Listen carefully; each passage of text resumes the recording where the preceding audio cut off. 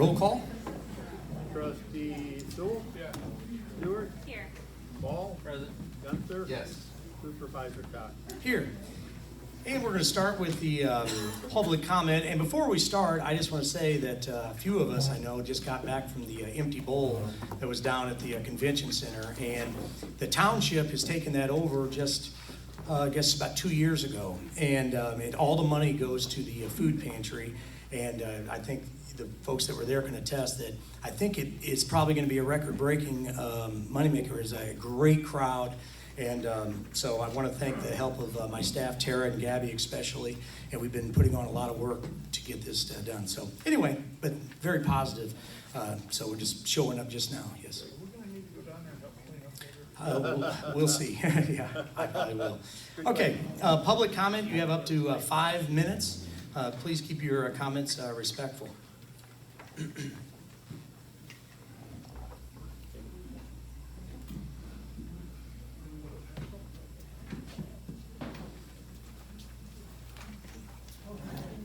Here? Yes. Yeah. Oh, I haven't ran the microphone yet. I've been. I can talk loud. No, Sure, that's up to you. If you give me just one I'll give second, you I can some. do it. You're good. Let's see. I've been running crazy. Let's see. I think the Mic's at. Is Hold that on, I cord got it right here? There's a cord rolled up on here. Sorry. Like the shirt, by the way. Oh, thank you. Old school. I wonder where you got it. I have a lot of shirts that I'm not sure if I can wear all of them, but I'm not gonna cover. I suddenly carry a lot of shirts. Put it on and see who complains. Is that channeling your Terry? What's that? Are you Yep. channeling your Terry? I don't think I can do it I justice, say but that yeah. sometimes, I channel your Terry. He'll be right Yep, here. yep. That's the last thing I had to do. All right. Check. You got it turned on, is it plugged in? Yeah, I mean, I do. All right. I think you lost it all. Oh. Yeah. Oh, Wonder why. Let's see here. There. oh, there we go. Hot mic, hot mic. Everyone can draw. All right, we're taking requests tonight, folks. I heard you sing. Right? Well, let's keep that to a different, Okay. for a different night. All right, you have 3 minutes left. I knew that was coming. That's funny. All right, so folks, I am Luke Allen, the late great Terry Bones Allen's son. I just want to take a few minutes to express my family's appreciation. I know you guys, I'm not sure who's involved, so if I forget somebody, I apologize. I think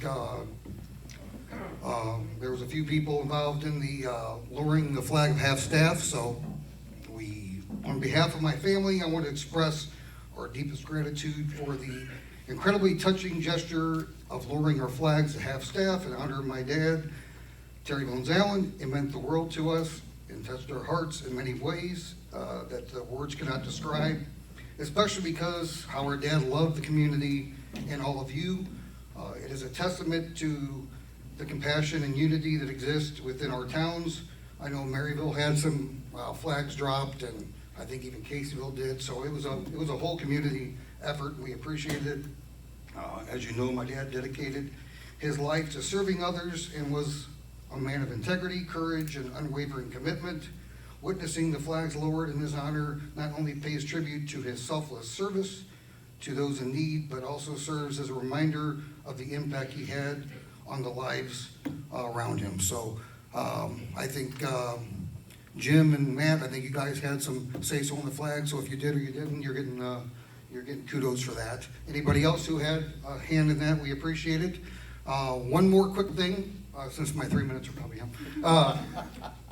We have a picture here for the road and bridge, maybe to hang down at their office. It's a picture of Larry and Dad, two of the greats from the past here. So we appreciate both of their service to the community, and that's about it. My time is done. All right, thank you. Thanks, Luke. Thanks, Luke. And wanted to let you know too that that Larry and Terry's picture are still in the vestibule at the office as Oh, well. thank you, Yeah. we appreciate that.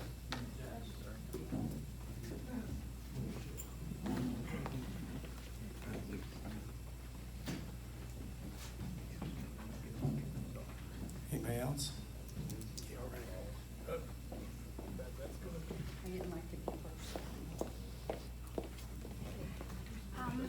Mike. Okay. So my name is Baba Economy Cox, and everybody knows my relationship. So, I wasn't at the meeting last week time, but I watched it twice, maybe 3 times. And some things offended me, maybe they shouldn't have. But the first thing that did, it said, how many of you are in the Microphone, oh, please. gosh. The first thing that was said was, how many of you are in the corporate world? And whether you're in the corporate world or not, which I am, this is still the same. Because whether we're in corporate world, we're family businesses, we still have to watch our finances. We have to watch how we spend our money. And I will tell you, because it seemed like at the last meeting, everybody did their buyout. I worked at Boeing for 18 years. After Boeing, and I worked for vice presidents, I traveled. I've been in the law world now for 20 years. I work for a nationwide law firm. I manage offices in Pittsburgh, St. Louis, Madison County, and Weirton, West Virginia. I will tell you that no matter where I was, if somebody wanted something, I just ordered it. But then, when I start getting the invoices, I'm like, whoa, wait a minute. We could get these pens for $5 a dozen versus $15 a dozen. So I became more aware of what was going on in the finance part. So I just wanted to state that at the meeting also, I did not, and I will tell you, I had no idea jobs were part-time. So that was an error on my part. I never in my life realized the assessor's job was a part-time job. So I will tell you, I've been defending that statement now. When people talk about it, I'm like, wait a minute. It's a part-time job. Nobody is required to do the same thing if it's a part-time job or a full-time job. And Matt, you know that as the corporate world like I do. It's not the same. Something else that's been brought up a lot on Facebook is about the reserves. I've been coming to meetings now for 8 years, and people don't understand the reserves. Yes, there was money, but I think it needs to be explained that the bylaws, the rules, whether it's government, who says this is the max we can have in the reserve. Anything over that, we could be penalized. I can remember sitting across the street with the auditor in and stating that we had more in the reserves than what we should have in the reserves. And I think everybody in this room knows that. So that, I think, maybe a lot of people that weren't around 4 years ago really don't understand that policy. Taxes. I went out, it's public record. If you pull up the Council Township, and I almost took a copy, but I thought I'm not gonna go that way. It says we are tax exempt. If you look at taxes and you look at the tax status, it says tax exempt. So we do not owe taxes. Some of this stuff is really maybe petty, but it hit home to me. Jennifer from the assessor's office said she's been employed here for 6 years, 2019. She was nursing and Derek locked her out. Derek was not a supervisor in 2019. Derek was not a supervisor 6 years ago. It's gonna be 4 years, he's not even there yet. So I don't know how come nobody else stood up for him at that. I feel like I'm sticking up for everybody right now. So that's, I just didn't understand that because we know that's not true. Something else that I was offended by was when she stood up here and said, Derek, the only time we ever saw you is when you came in and wanted us to come out and assess your property. I called Madison County and I called the state and I said, I got a question, where's HIPAA coming in? Where does my privacy, if I come into an office and say, hey, you know, Joe Blow came in here and wants us to go assess his property, you have to file confidentiality, which I don't understand why that's not being followed. 1 minute. sorry, okay, so my last thing is about the warming center. Because I've been watching videos, and I really respect your videos, and I watch them. Maybe couple weeks ago, Donna Green and David Seaton posted a video, and they explained it. They said that when you have a warming center, there has to be a place to separate the male versus female. There has to be showers. And the problem that they're having is getting volunteers.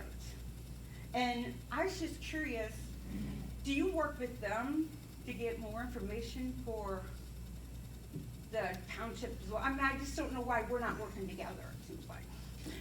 All right, sorry, but that's it. Thanks. Thanks.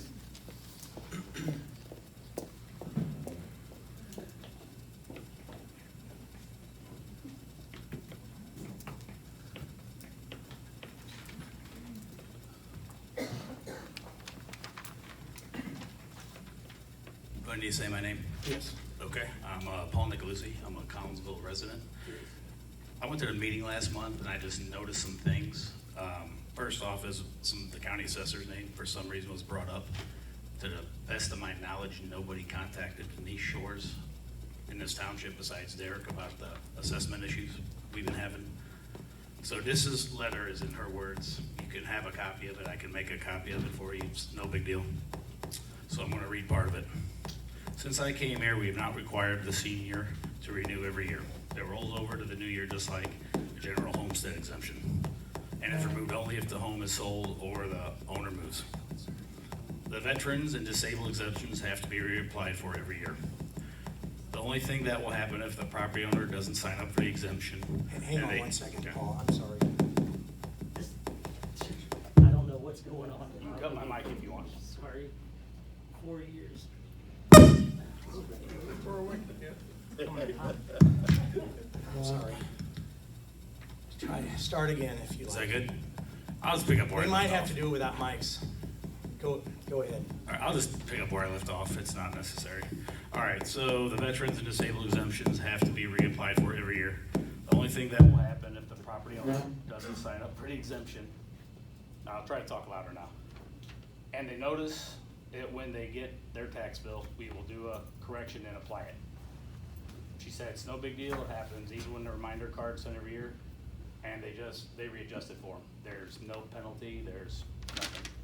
As of 4 o'clock today, when I talked to her right before my Central Services Committee meeting, there has been no issues from Collinsville, Maryville Township residents about missing any exemptions. A lawsuit was brought up, actually twice. I'm not gonna dignify the second lawsuit that's gonna be brought up. Yeah, just, the mics are off Okay. right now, sorry. Really don't wanna yell, but all right. All right, hold on. I can, you can. All right. Talk of a lawsuit was brought up twice. One I'm not even gonna comment on, it's not worth it. But I don't see how a lawsuit could happen from, this mail issue with stamps and people missing an exemption. Because even if they missed their exemption, the county would take care of it for them. And I'm pretty sure seniors were brought up who were reapplied for anyway, so. That's all I gotta say about that. I think instead of this ending up in a paper, some professional courtesy could have been done to Miss Denise Shores, and you guys just could have called her. I mean, her office is very competent, she's very competent. It was implied that she might be giving out wrong information, that's not the case. Just to give you like a rundown of the county assessor's office, you have her, you have a staff, you have County Administrator Dave Panzias, who also oversees things, and then you have County Chairman Chris Slusser. Those are all really competent people with a lot of experience in government, so I just thought the whole mix-up about exemptions and talking about who was missing what, I didn't deem it necessary. That's it. Can you send that to me? Huh? Can you send that to me? You said that you could offer copies. He said that he would offer copies at the beginning. Didn't burn a copy or was Sorry. it? Keep going. Let me try to see if this works. Just You don't have to get it fixed, I got a big. Keep your voice. Not surprised. I'm just gonna try. Go ahead. We'll see. Yeah. There you go. All right, I'm Don Cox, and I'm happy to see everybody's here tonight. Must be an election year. Because some people come when they want, some people don't come at all, because they don't have to. Okay, I don't know anything about a multiplier. I could care less about a multiplier. The only thing I care about is when it comes time for me to vote, I want a commitment from people in the township that they're gonna show up to work. And that's who I'm gonna vote for. Okay, you people here, are you gonna show up for work? Raise your hands, please. If you're gonna show up for work every day, yeah, or whenever the meetings are. Even though you don't have to, you know, you should show up for work. Turn the volume down. And the people that are running for office, are you gonna show up for work? Raise your hands, please. If you're gonna show up for work every day, you're getting paid. Address the board, just to address the board. Just the people that are running for, because that's who I'm gonna vote for. Hey, you have to address the board. Oh, okay, that's who I'm gonna run. I want them to know. That's who I am going to vote for. You know, people that are gonna show up and work every day, even if it's a part-time job, paying $60,000 a year. If you're gonna show up, whether you're working 10 hours a job and you're getting paid $60,000, if you're gonna commit to coming to work every day, no matter what you're getting paid, whether you have to or not, you should want to come to work. You should want to. Are you saying there's people that Hey, don't? Wendy, please. Sorry. You should want to come to work if you're getting a salary. People on the township, okay, the board, the trustees, whenever it's time for them to come to meetings, they should come to work. And whatever the multiplier is, I'll never know. But I know what it's like coming to work. Thank you.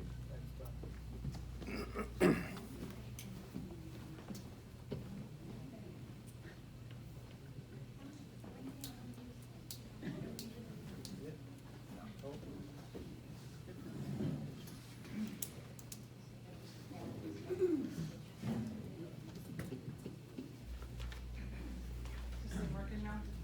No. Eat your voice. Okay, so my name is Andy Fox. I have been a deputy assessor for Collinsville Township Assessor's Office for almost 20 years now. I appreciate what the board is trying to do here with bringing the camaraderie back into the office. I do want to address one thing. The issue that happened with locking us out of the offices. It did not happen in 2019.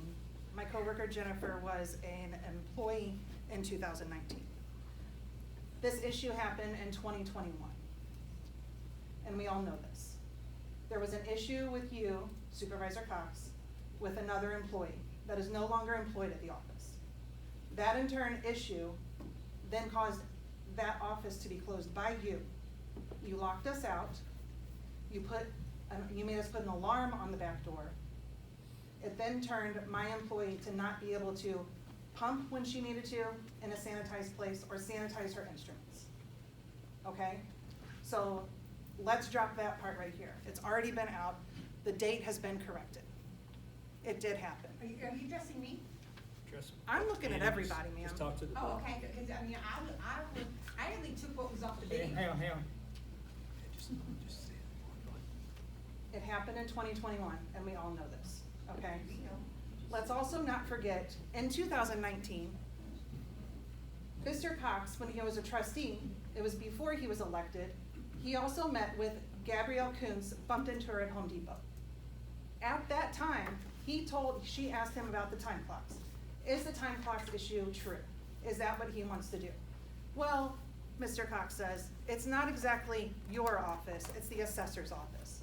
And in turn, Gabrielle Kuntz, the senior center director, said, well, you can meet the new assessor employee who is no longer with us.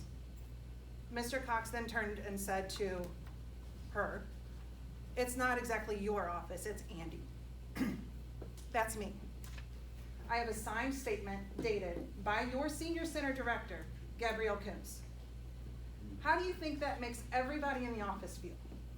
From day one, it's been an issue. Now, I will be first to correct any kind of statements or anything on Facebook when it comes to lies. You can go ahead and giggle and smile all you want. It is true. We have came with facts, we have came with data, even with these stamps that keep going. Your people didn't even call us back for a quote.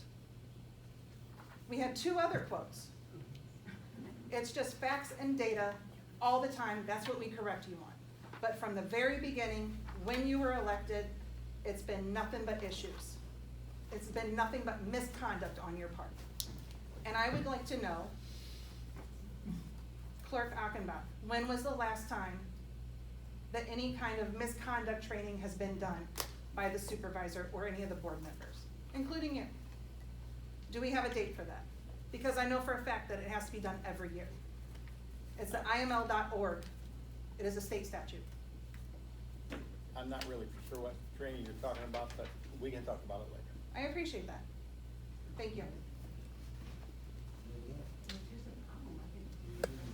Four years later, nobody was I worried agree about with it. 4 years later, we started vaccination. There we are. There we are. There we are. Yeah, and all employees. Okay, go ahead, sorry. Hi, my name is Just speak Margaret. up real good, just as long as you can. Right. Okay. Hi, my name is Margot Crowell, and I am running for Township, Collinsville Township trustee. Can't hear. They're off? Yeah, you Oh. have to just. It's off. Sorry, it's off. I can't talk loud. I can't. All right. I was an alderwoman, and I understand local politics. I was an alderwoman where I used to live. I am a resident of Collinsville. My family has been here forever. My mother ran a bookkeeping tax office under Wrigley forever. My experience has been with, when we talk about misconduct, recently there was a social media issue. Recently there was a post that came towards me. When I first even considered talking about running, I just was discussing it.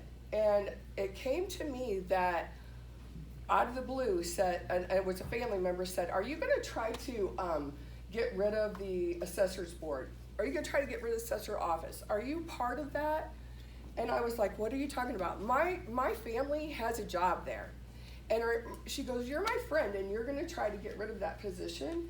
And I said, "I don't know what you're talking about. Why would we get rid of," or Derek for that matter, his name came up, "why would we get rid of something that we're running for, we want to be a part of?" Oh, it doesn't make sense. So in the process I said, I'm gonna have I want to go, who's saying this? And so it was told to me that Miss Andy Fox, which these classes she just asked for would be very appropriate. I was a citizen. I went to her, I stuck my hand out, I went to the window and said, "Hi, I just wanted you to meet me.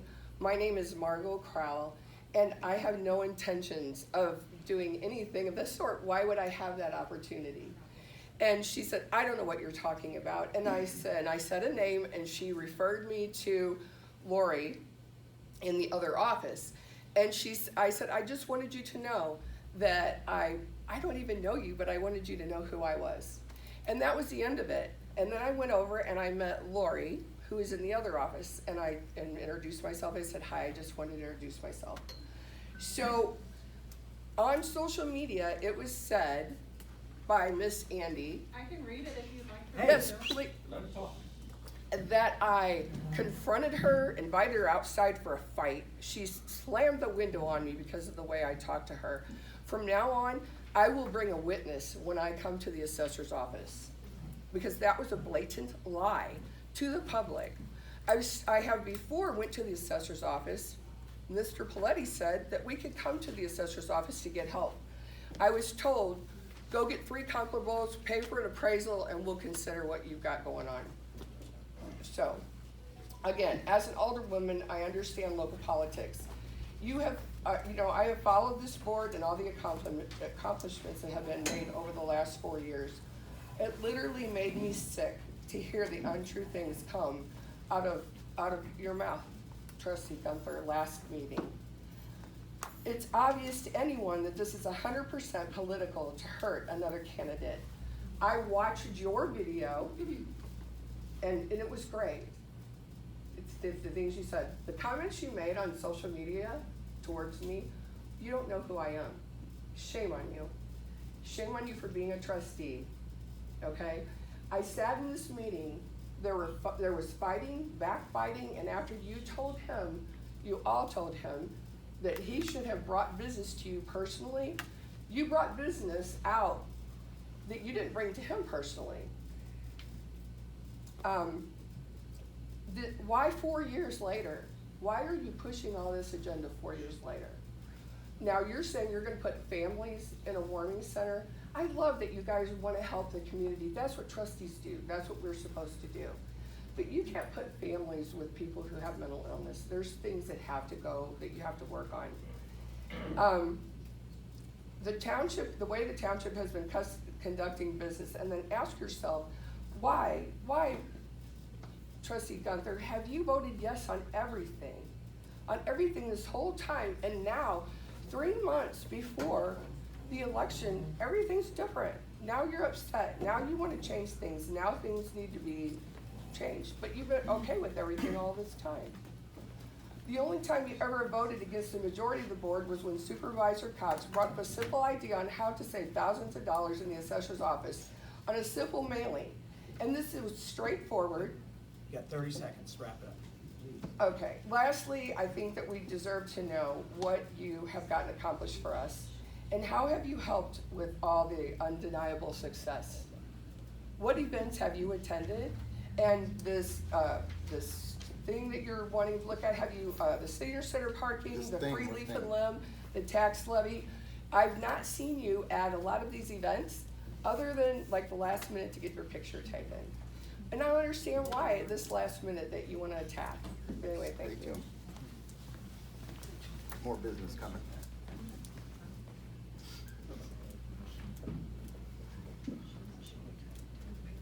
Anybody else?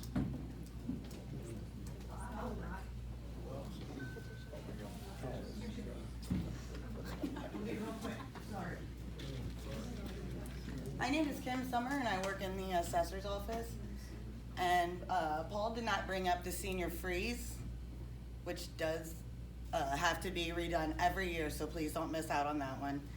And just this week, we've had 5 people come in that said the county would not help them there. So, thank you. Thanks, Kim. Okay, we'll move on here. You got someone else coming. Real quick. Last month, Gunther said something about our tax for the whole building that wasn't paid. I'd like to know if it got paid. It did. And when did it get paid? That Monday And morning. how much did it Hey. cost? Please. I will listen. It was paid the next day. Andy, Yeah. listen, I'm running this meeting here, Your meeting. all right? So please, It's your meeting. I will explain that. When we do public comment, as you know, you've been to Sure, many sure. years, all I right? just read it up. I had to sit there and listen to false things and not speak, okay? So we're doing this my way. What's gonna happen just asked a is, question. yeah, I am, and I'm gonna answer that. But there's no, you have your time to speak, they've had their time to speak, and then we'll conduct the meeting that way. So I will answer you, I promise you.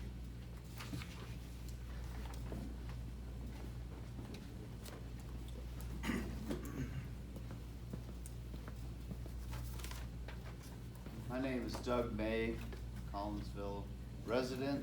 I had no precondition for me attending the meeting tonight other than just informational going forward. But when Terry Allen's son came up and spoke, I guess I'm just a sucker for sentimentality, and he spent a lot of years as a township supervisor. In his failing years, failing, I mean when he was suffering from dementia. Let me step back just a little bit. You've done a great job, Derek, as far as improving the senior center and all the services. So I don't want to take anything away from you or the trustees for having done that. But I think back about, now we're in this election cycle and everything gets kind of dirty and sketchy, and I don't have a big dog in the fight, but I do have sentimentality about Bones Allen. And I do remember, and this is in regard to your opponent, Chuck Obertfeld, who has not done what you had done when you ran for supervisor. You were very effective, and I give you credit for that, with your cleverly crafted, edited videos of meetings when you were a trustee and Bones Allen was the supervisor, and you would cut out, edit, mock. You would find it and it worked efficiently, and it was disrespectful to the people who served. You've asked people not to interrupt. I would respect that you not interrupt me. It's the truth. I don't want to do the whole social media thing that it's the buy-all and end-all of campaigns, because in the end you're serving the community, and you guys have done a great job with improving the senior center. But I just wanted to remind you, because of what stirred in my mind when I saw Bones' son up here, you mocked him. You mocked a lot of people. You edited, you crafted, and it was efficient, it was effective, you're elected. I just want to remind people, that's a little bit of the background about character matters. Thank you.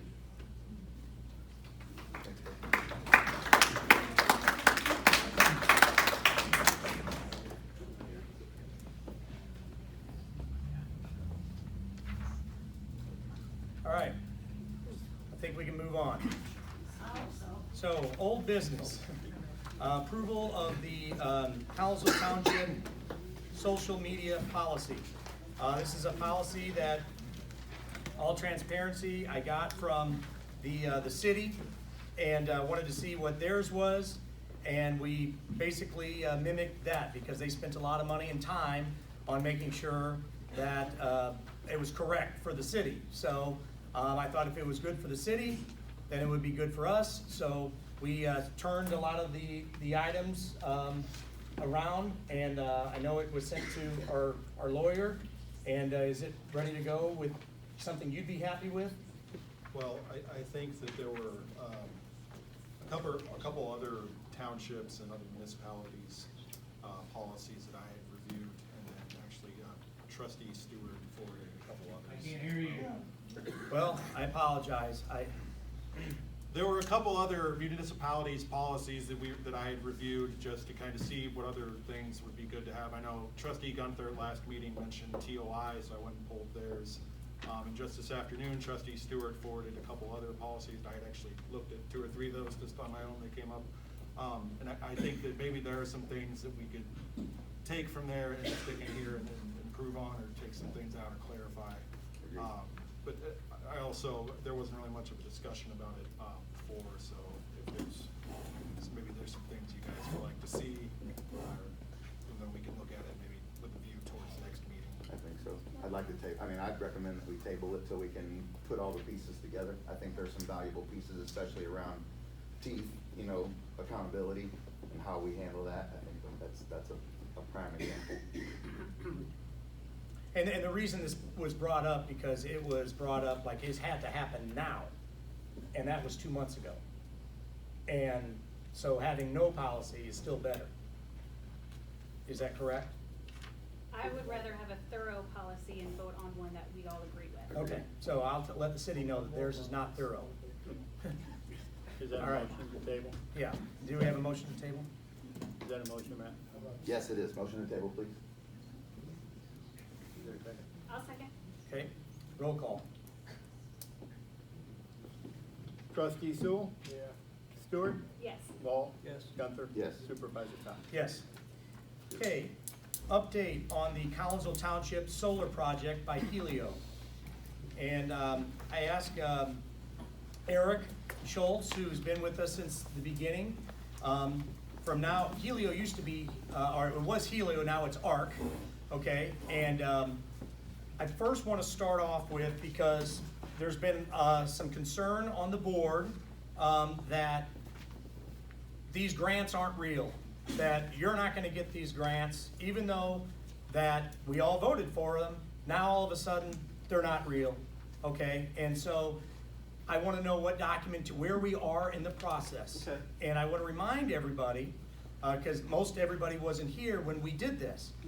We started this in midsummer, and there was, it's called net metering, okay, where if you get it in before January the 1st, before December the 31st, actually, then you qualify for net metering, and that is a much bigger benefit to the township because some months we produce more energy than we use, and so that goes into a bank, and then that bank uses it when we need it. If you don't have net metering, so the month that you use more energy than, you produce more energy than you're using, then all of a sudden that gets lost. Am I accurate in saying that? Net meter, Ameren is the bank, and it does account for your excess usage, which can be then used in another month. In your case, we're going to create excess energy during the summer that we're going to then be using in the winter. Right. And so if we wouldn't have got in before December the 31st, we wouldn't have gotten that the laws have changed, okay? So I want to thank Eric and your staff. Yeah. You guys, I mean, they were out here and it was snow coming down and they were putting those things up there. We were in contact, I mean, every other day, at least once a week, I mean, always, okay? On filling out all the paperwork. I have a lot of the paperwork here. I know other people have paperwork now. My point is, to get to it, 70% of the grant funding comes from the Illinois Solar for All. Illinois Solar for All. Illinois Solar for All, and then the other 30% comes from the federal government, okay? And so we were told in the beginning, this board was, it's gonna take some time, the Illinois Solar for All should come in first, the federal government could take a year. So that's tax law, and so that cannot be changed with a presidential order, whatever it's called. So that would need to be a vote of both Congress and the Senate in order to change that tax law. And actually, President Trump was the one who took that to 30%. That would fall within his tax cutting incentives. I see. So if you could give us an update on where we are with the grant process to start. I'm gonna repeat a couple Or things whatever you you said, want. just Yeah. to make sure Sure. I'm complete. Please. So first of all, thank you. It's been a pleasure to work with the Collinsville Township, the city, the office staff. Everyone's been fantastic. The Collinsville Building Department was very quick to do the inspections and to follow up. Ameren was also great with us. The solar is operational. It is supplying energy, my apologies, is supplying energy. And at this point, you will start to see lower bills. The installation did occur in December of 2024. And so now the township will be grandfathered for a period of 30 years into what's called full net metering. Full net metering includes the delivery, and I'm just going from the top of the bill to the bottom, the supply, and the majority of the taxes and fees. So in an ideal situation, you will just get a bill for the meter charge, the customer charge, and there will always be a few fees that you do have to pay. So, we will start to see that over the next 30 days. See it immediately. And Gabby and the people here have also been great. I don't want to leave her out. The current status is right now, and I'm gonna talk specifically to the Illinois Solar for All, we are transitioning from a construction phase into processing the incentives, which is what you were talking about. And actually, I'm going to introduce Angelo. My name's Angelo. I'm the revenue manager for Advanced Renewable Concepts. I'm kind of the man behind the curtain when it comes to rec processing. I do a lot of the background paperwork for the Illinois Solar for All program. As Eric kind of mentioned, we just want to say thank you guys for allowing us to be a part of this project and also be here to kind of talk about your guys' fantastic project. If I may, just for context, Illinois Solar for All is a state-backed program. It kind of is under the umbrella. All of these programs come from the CJA Jobs Act. That is kind of where the tippy top of the umbrella comes from. After you break down that umbrella, you get down front to the IPA, which is the Illinois Power Agency, that actually proctors and administers the Illinois Solar for All. The man behind the curtain truly is Elevate. They're the ones that we submit documentation and paperwork to. So right now in your guys' process, when we first started this process and we submit what's called Part 1. Part 1 is our recognition to Illinois Solar for All, or Elevate, to say this location wants to take part in this program. After that is submitted, we get what's called Elevate approval. That is the program administrator saying, yep, you meet all of our guidelines, you're good to go. After that is done, it gets sent to the ICC, which is the Illinois Commerce Committee, that actually validates that Elevate was correct, and the state basically says, yep, and we're gonna allocate those funds and hold those funds for your spot, basically, your spot in line. That allows time to actually finish engineering, permitting, and actually the physical construction of the project.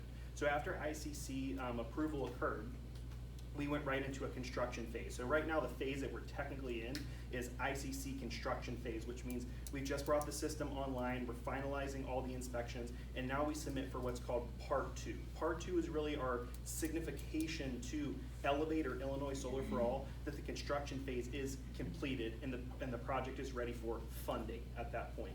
The funds have already been held, and now the project moves to that final funding phase. Part of that final funding phase is paperwork. When I say paperwork, I mean more than it should be humanly possible for a project to occur. So that is something that we are very proud of that we do on the back end. It just takes time.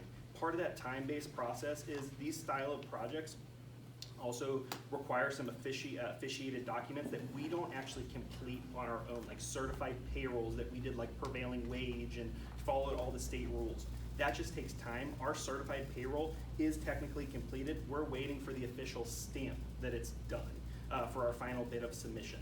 Once that portion of it is done, we will submit for Part 2 and complete the Part 2 submission. We estimate the next 5 to 10 days just based on when the service we use actually stamps our certified payroll. So after that's completed, we'll submit that to the state. We actually have a program vendor that we work with over at Elevate that man probably has my face on his wall and throws darts at me for how often I bother him specifically about the status of all of our projects. Collinsville Township is the one very high on the top of our list because it's a beautiful project. We want to make sure it's moving through the process as efficiently as possible. As it goes for time frame and moving this project along, quite honestly, being with I would say the greater amount of snow than we traditionally have, and still we're able to meet our timeline for construction, we're right on time with our submission window where we were planning to be right now. We expect, and again, I'll knock on wood, because once things go to Elevate and the IPA, they say they will administer funds typically within 3 to 9 months after that is completed. We have absolutely no control over that. Nobody here has control over that because they don't actually have a window they have to hold to for funding. They move the projects through in the order that they get them and they review them. Typically, what we're seeing right now, we're seeing, not to throw dates or times because again, there's no holding anybody to these because it's a state administered program, they kind of do their own thing. Right now, we've seen funding turn around for Part 2 submissions on our residential side of projects in 15 days. So it's all kind of up to them at that point, but as it goes for timeline, we're right on par for where we should be for Part 2 submission. I don't know if anybody has questions specifically about the Illinois Solar for All program or how that works at all. I'm happy to answer those too. So in short though, we're moving into the funding stage. Funding stage and Part 2 submission. So these funds are real. So if you guys really look at your Ameren bill, at the very, very bottom, you see a lot of those renewable energy taxation or those little line items. Everybody in this room, if you live in the state of Illinois, you pay for this program. This is a state-backed and state-funded program. That is where the funds for Illinois Solar for All come from. They come from your Ameren, or if you're in the Northern Territory, your Comment Bill or Mid-America. They all are part of that fee and taxation process. So that's where those funds for the program actually come from. Illinois Solar for All has between $151 and $159 million of budget allocated each year. They typically use about a third of their budget. So as it goes for the program ever running out of funds or money, it's not very common. I haven't seen it. This program is in program year 7, or what they say PY7. I believe as it goes for where they're sitting in the program, they haven't exhausted past 50% yet, and the program year ends in June. So there are plenty of funds left. Everything's allocated fairly and appropriately right now for this project. So I see no issues in terms of Illinois Solar for All. What part of this process was completed in the January timeframe as far as submitting paperwork, et cetera? That would have been. That would have been finishing up the net metering with Ameren. That would have been submitting the payroll for evaluation, collecting all the documents and getting it submitted. Prepping for the submission for funding, is that? That's already been completed. No. The tasks completed that you're just mentioning, are those in line with completing the paperwork for the funding? So are they tied together? Yes. They're just stages, so each one of the stage has required documentation and paperwork. Those are part of the Part 2 submission. Part of our Part 2 submission is also that we've completed all the other inspections with the local municipalities, with Ameren, with any other what we call AHJ or authority having jurisdiction over this locale, that they have any other additional permitting requirements. Those are all done after we complete the Part 2 submission. There may be one more inspection that Illinois Solar for All may require, but it's a virtual inspection. They have a member of our team actually come out and actually do a virtual meeting with them. We actually show them around the property. We submit a photo packet and videos, typically about 500 photos of our total install from, you name it. We send photographs and video of it, line diagrams, engineering plans, the whole 9 yards when it comes to that. And they review those, and then they actually will have us come out here and actually show one of their inspectors on the phone. From a project management perspective, can you give me a percentage of where we are completed in January? 85%. We're really in the last hurdle. We're really into like paperwork, quite honestly. There's really no physical work to be done left besides if they request that inspection. And again, they do a random project selection. They may not even ask for the inspection. I would venture to say on most commercial style jobs or larger entities or nonprofit and public entities, they tend to ask for an inspection. So we can expect that, but it's up to their discretion, not ours. If I were to simplify, Part 1 got approved, the money is been allocated, it is sitting there waiting for Part 2. The only thing that's missing from our Part 2 application is the certified payroll. And as soon as we have that, that will be submitted, and then they have to complete their process. So is it fair to say that Part 1 may have been what we thought was completed in January? Part 1 was completed in November.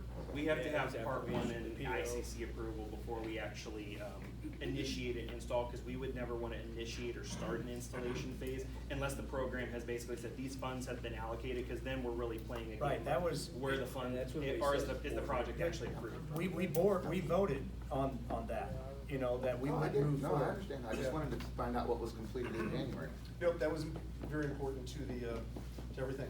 I will make one comment. Collinsville Township did solar. Actually, Edwardsville, almost all cities, townships, municipalities all over this area are taking advantage of these. What I really like about what the township did is they went into a purchase situation where the incentives will pay for the system within a year to 18 months. At that point, you will receive 100% of the savings in the energy bill. A lot of the other organizations, they went with something called a PPA, a power purchase agreement, or a lease, and they're saving a whopping 10 to 15% maybe. And so this was, you know, from my perspective, when I look at all three, you know, the closer the ownership is to the community, typically the better it is for the community. And then also going with a local vendor. We're out of St. Louis, but we're committed to being here. And, so. And then lastly, since you're here, getting to know Eric, ARC now does other things, and they could tie into our general assistance program. Could you speak just a little bit on that? So I'm gonna grab something from my desk from over here. The Illinois Solar for All program, and I've got a bunch of these if anyone wants one, is eligible for municipalities, nonprofits, and also residences. And this would be a residence anywhere in the state. And an income eligible example for St. Clair County is if someone's making under $60,750 for two people in a household and retired, they can add solar to their home. And once again, those taxes and fees at the bottom of your bill, the Illinois Solar for All program pays enough that it will cover that. And we can put a roof on top, we can replace the roof, up to $12,000. So as what's called an approved vendor for Illinois Solar for All, Illinois Solar for All currently has what they call the home repair initiative right now.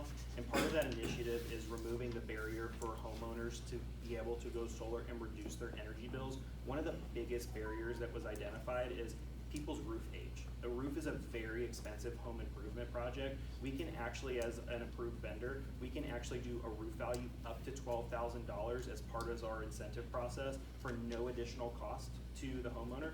With Illinois Solar for All on the resident side, there's a lot of consumer protection in the program, specifically around no upfront cost. So and it's just as it goes for Illinois Solar for All in general, there are a lot of approved vendors out there. One thing you should always know about the program is at the resident level, you should never, ever, ever, ever, ever have an upfront cost. If anybody ever talks to you that there is an upfront cost, you need to yell snake oil. There's something wrong. This is a state-backed program with a 55-page manual that I have a bad relationship with at this point on consumer protections.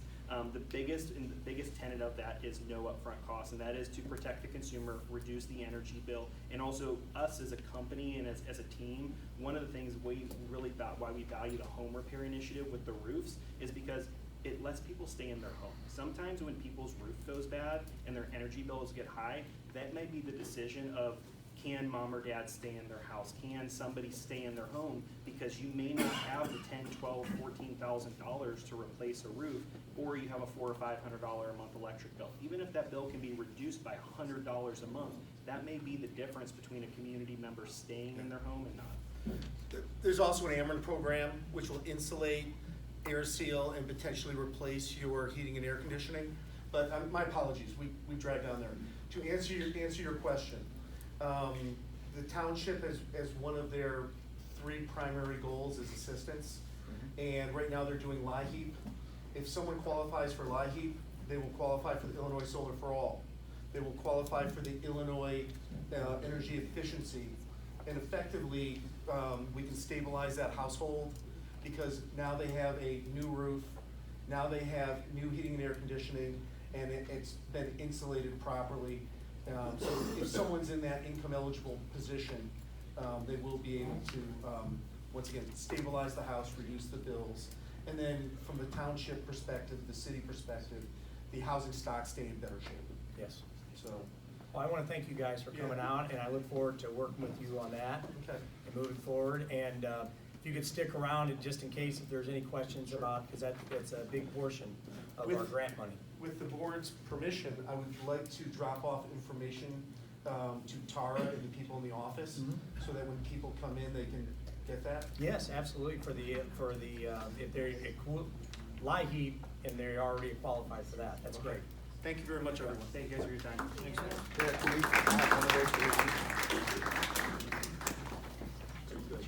Okay. New business.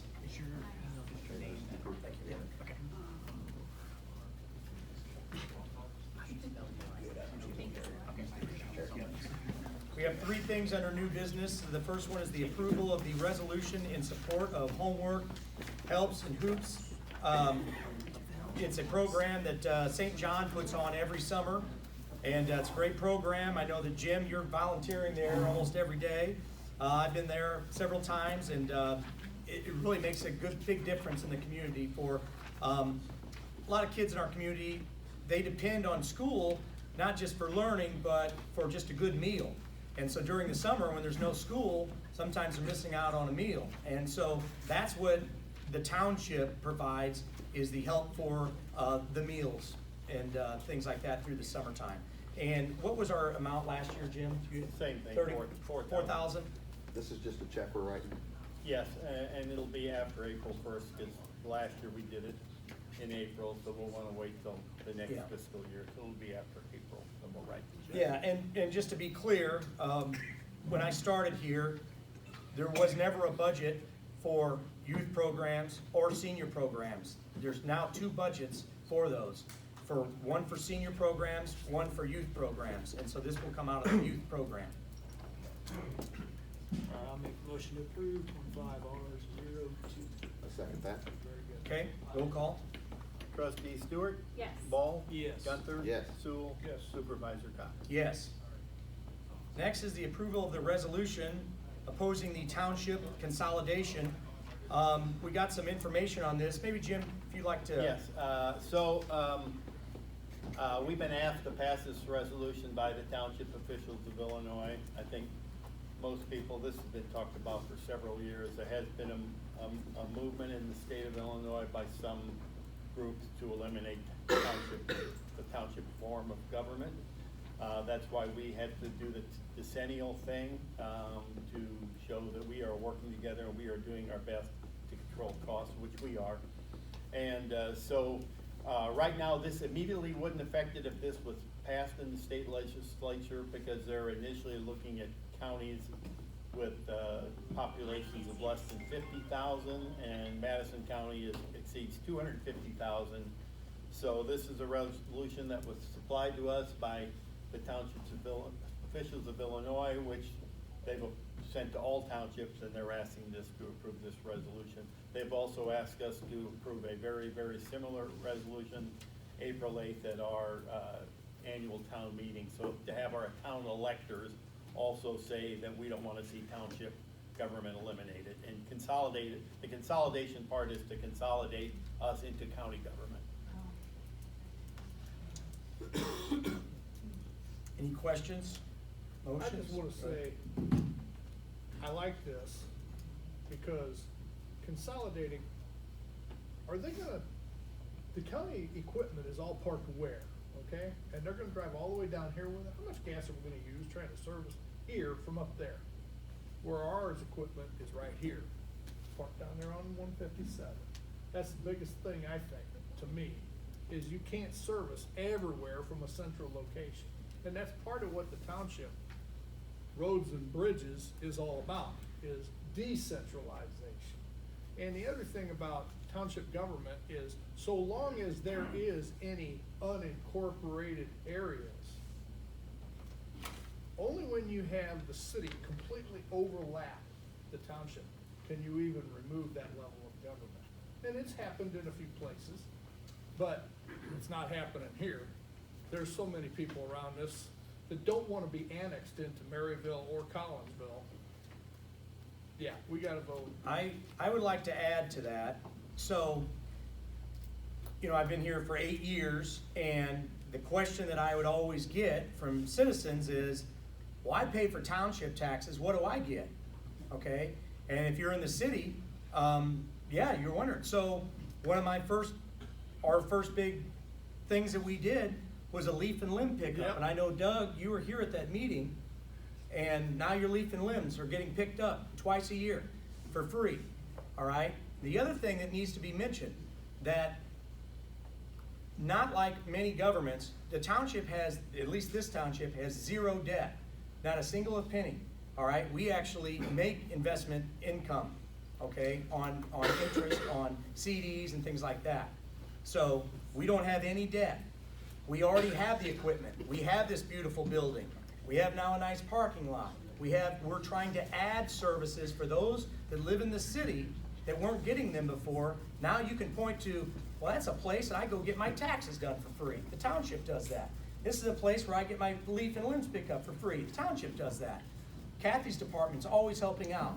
So it shows in our decennial report, you know, all that we're doing here at this township. So I can't speak for every township, I'm just speaking for this township. Oh, I motion that we approve resolution 2025-R03 opposing township consolidation. I second. Okay, roll call. Trustee Ball? Gunther? Yes. Sewell? Yes. Stewart? Yes. Supervisor Cox? Yes. Last under the new business is the approval of the agenda for the 2025 annual town meeting that's held on the second Tuesday of the month, and that's April 8th, 2025. And I don't see anybody that has submitted anything to be put on the agenda. So the agenda's in front of you. Only thing added from last year is this resolution opposing the township consolidation. Okay. Other than that, it's kind of pretty much what we always have. So I'll motion that we approve the agenda for the 2025 annual town meeting to be held April 8th, 2025. I'll second. Okay, roll call. Trustee Gunther? Yes. Sewell? Yes. Stewart? Yes. Ball? Yes. Supervisor Cox? Yes. So the next item on the agenda, we'll be approving consent agenda items A through E, which is the regular meeting minutes, the assessor's report, the highway commissioner's report, township supervisor's report, and the township clerk's report. Motion to approve consent agenda as provided in our packet. I'll second that. Okay, roll call? Trustee Sewell? Yes. Stewart? Yes. Ball? Gunther? Yes. Supervisor Cox? Yes.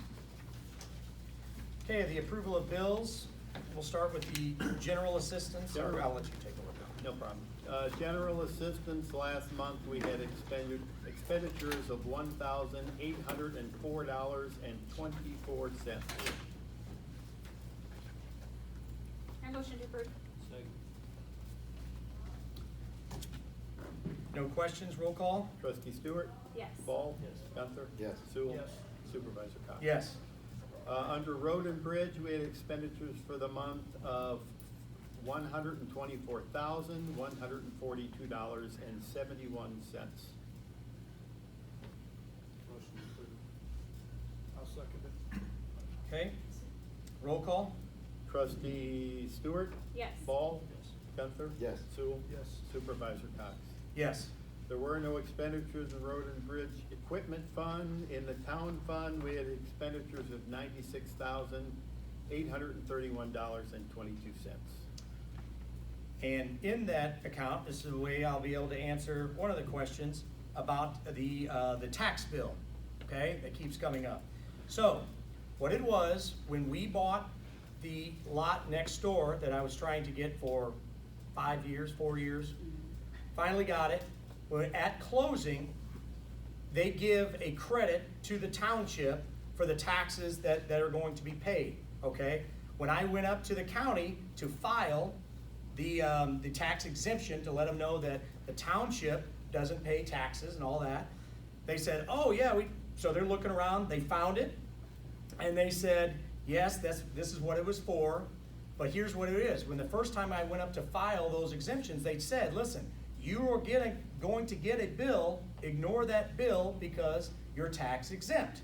So 3 years ago when I bought the lot, I did ignore that $624 bill.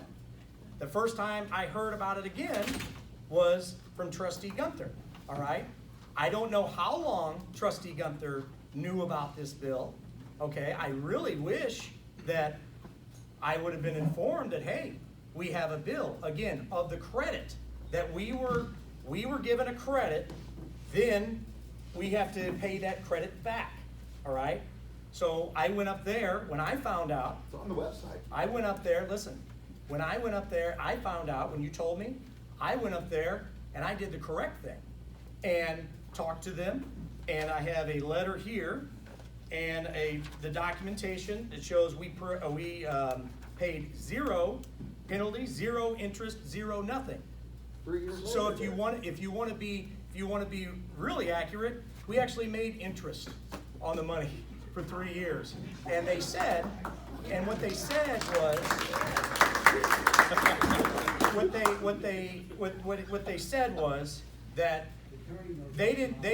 they would have never allowed a township to default or anything like that. They would have been picking up the phone and giving me a call. So that's the deal on that. All right. So. Was that a clerical error? No. What? No, what it is in the letter from Babcock. It just says the township was unaware of the credit, and then they've satisfied the You past signed it debt. at the title company though. I mean, how are we unaware? How are we unaware if you signed for it? Listen. I'm just asking a question. Because they said, Matt, okay, I'm gonna answer your question. They said that ignore any tax bill that happens. All right, we are a government body, we are tax exempt. So yes, in the pile of paperwork that I did get that bill. I do remember it 3 years ago, and I ignored it. Didn't think anything about it, okay? It didn't cost us anything. So that's that. So on the bills, I just wanted to explain that. Motion. Motion. Councilman. I'll motion to approve. And I'll second that. Okay, roll call? Trustee Ball? Yeah. Gunther? Yes. Sewell? Yes. Stewart? Yes. Supervisor Cox? Yes. Okay, finally, under the senior center, we had expenditures for the month of $6,888.19. Motion to approve. I'll second it. 888, you said? 688. 688. 819. Roll call? Trustee Gunther? Yes. Sewell? Yes. Stewart? Yes. Ball? Yes. Supervisor Cox? Yes. Thank you, guys. Okay, we'll move on to the reports by officers, and Highway Commissioner Kathy, would like to speak.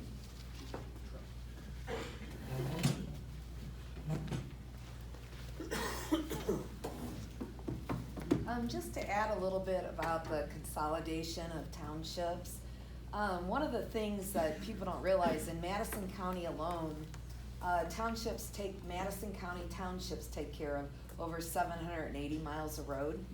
So those 780 miles of road, if it was consolidated, they would not go to the cities or the villages, they'd go straight to the county. So the county would have an additional 780 miles of road it had to maintain in Madison County if that happened. So basically, they told me they would have to have satellite locations, so they would probably have to hire more personnel, and all their taxes and that would go up from. Administration. Yeah. We take care of areas in Collinsville, the unincorporated areas, Maryville, Glen Carbon, and Pontoon Beach. So we have unincorporated areas in Glen Carbon and Pontoon Beach also that we maintain. Besides that, I just wanted to say the snow was tough this last one because it was so cold out. Our guys worked a lot of hours. It wasn't like there was a lot, it was just the cold kept everything very slick. So we were out working a lot in that. Also too, I've been going to these meetings for the Madison County Hazardous Mitigation Action System, and so I talked to Derek today, and I asked for maybe a possibility of us getting a grant for a generator down at our location, because if there is an emergency and outages, we have to be prepared to go out and help. I'm pardon? There's no generator down there? No. I would assume. So, anyway, and then I added on the township building, to put, that in there too. So, a couple of small things for us, just radios for communication in emergencies, hand radios, and, literature to get out to people to know, what would be going on in case of emergencies. But then I got this email from Mr. Runkle, at 5 o'clock today, saying that, because this was a way for us to get grants through the federal government, but they've all been paused under the Illinois Emergency Management Agency Office of Homeland Security, they have been affected and paused nationwide. So, because of this, we had a public forum scheduled for April 15th, and that has been postponed. So right now, everything that I've gone to for this last year, nothing can be done at this time. All the meetings I've attended and everything. So hopefully those will be unpaused because these are federal, and it all comes from federal government. So, They just wanna look through everything and, well, it has nothing to do with putting these in. It has everything to do with they're not giving out federal grants right now. Everything's been paused. So, Did you have a chance to look at what that training was about and if we could leverage that in any way? That there was some. there was training in there for schools, but. It was for, specifically for schools? Yeah, yeah. So, but anyway, so that's basically all I have to say tonight. But I just wanna say about the snow, and I called you, I think, when we were down at, the Panera Bread, and that whole group of folks were talking about the Collinsville Roads Department and how grateful they were. you know, I'm so fortunate. I've got people that have worked for me. The lowest guy on the totem pole is, I think, 19 years. So they all know what they're doing, and I'm grateful to them because if I didn't have my employees, I wouldn't look good. So they just do a great job, and you know, I mean, of course, I'm the person that comes up with what we're gonna do and what I want done, but I just really appreciate my employees. Right. I mean, They're very professional. they're very professional and they do a great job. But, yes, yeah, and that wasn't me. So, thank you. Thanks, Ken. See, Mr. Paletti's here, our Pete?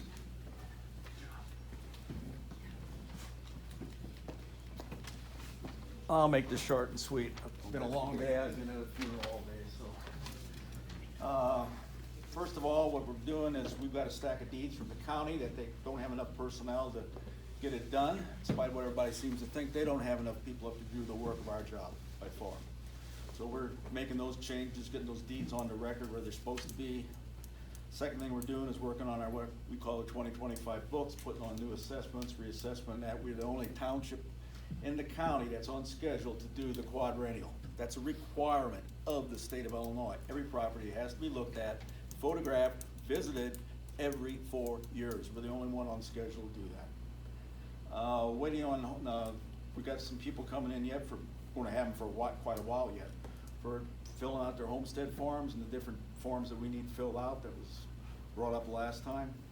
And then we're also out checking some houses and properties for condition and that need to be changed and that we've gotten calls on and went out. We had one the other day just on a drainage matter, and yes, she needed to have it changed, so we got it done immediately.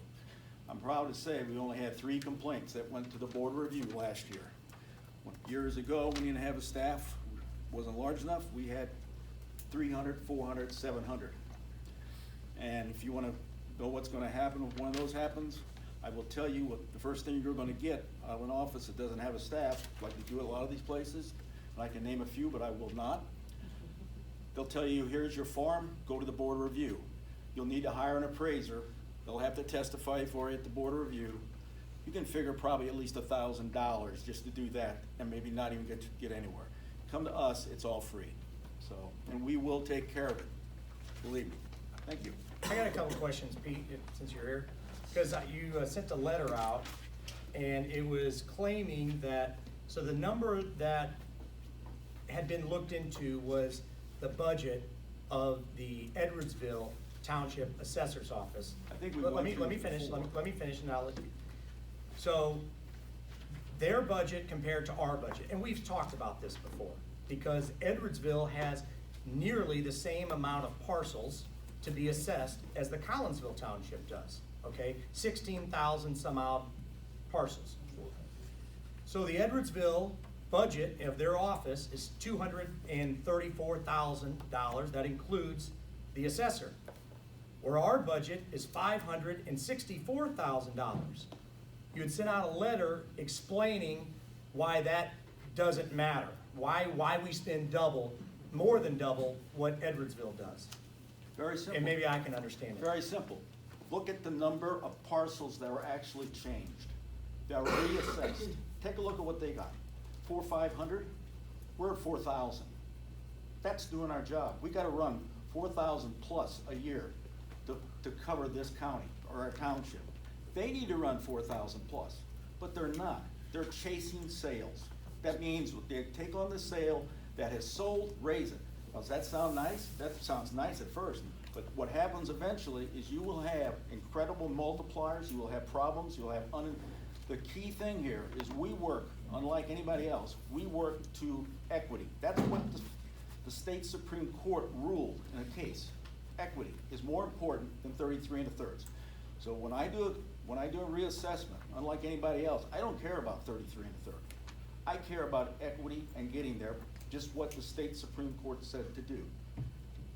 So, you know, they're looking at. So in short, to make it make sense to me, what you're saying is that you need a lot more staff to be able to do a better job than them? No, I need the staff to comply with the law.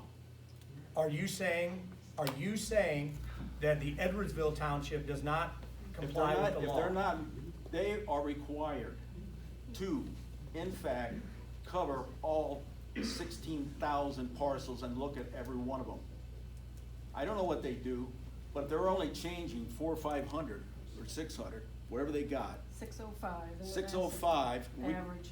The last average, we're averaging 3,700. And Then look at it on a after, price per basis. Got the number here? I'll give you the price basis. because I know that Pam said last meeting that they were better on the multiplier 8 out of the 15 The years. multiplier does not, how many times do I have to tell you, the multiplier doesn't mean a thing. The multiplier is there for one reason, and one reason only. Don't smile now. The multiplier is there to simply allocate money to the school district. It tells you nothing about the quality of the work you're doing, seriously. I've taught that class, so I know.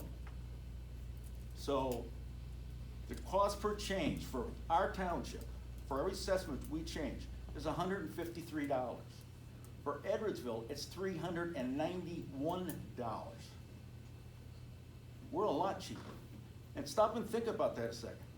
You're gonna pay $500 for an appraiser to walk out and go through your property and look at it piece by piece by piece to get an assessed value, appraised value on it.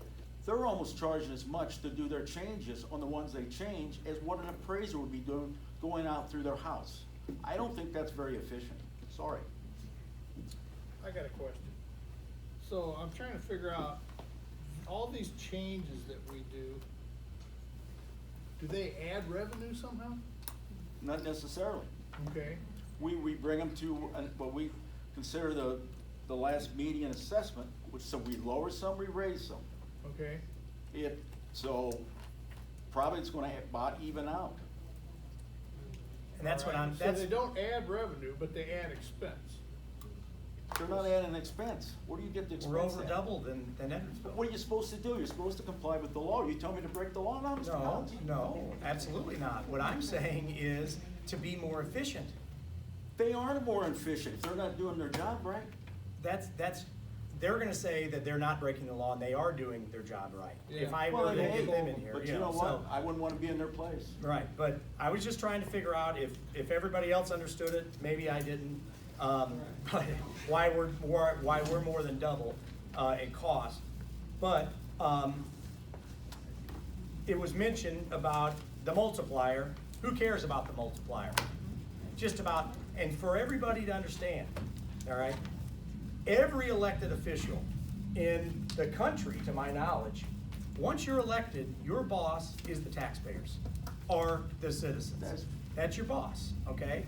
So it don't matter what position you're in, you don't have to show up. You don't have to do anything, all right?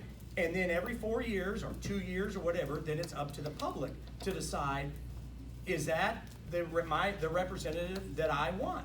And then they decide. So the citizens are the boss, all right? So, but that doesn't necessarily mean part-time, because IMRF has a rule that you have to work so many hours to get full benefits and full retirement, all right? And I don't get IMRF, all right?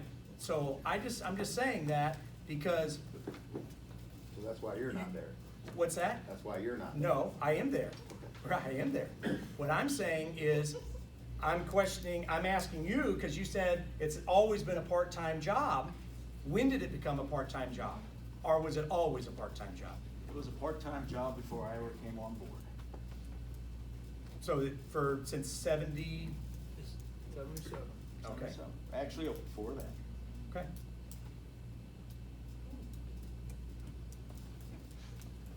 Thanks, Pete. Thanks, Pete. All right, trustees?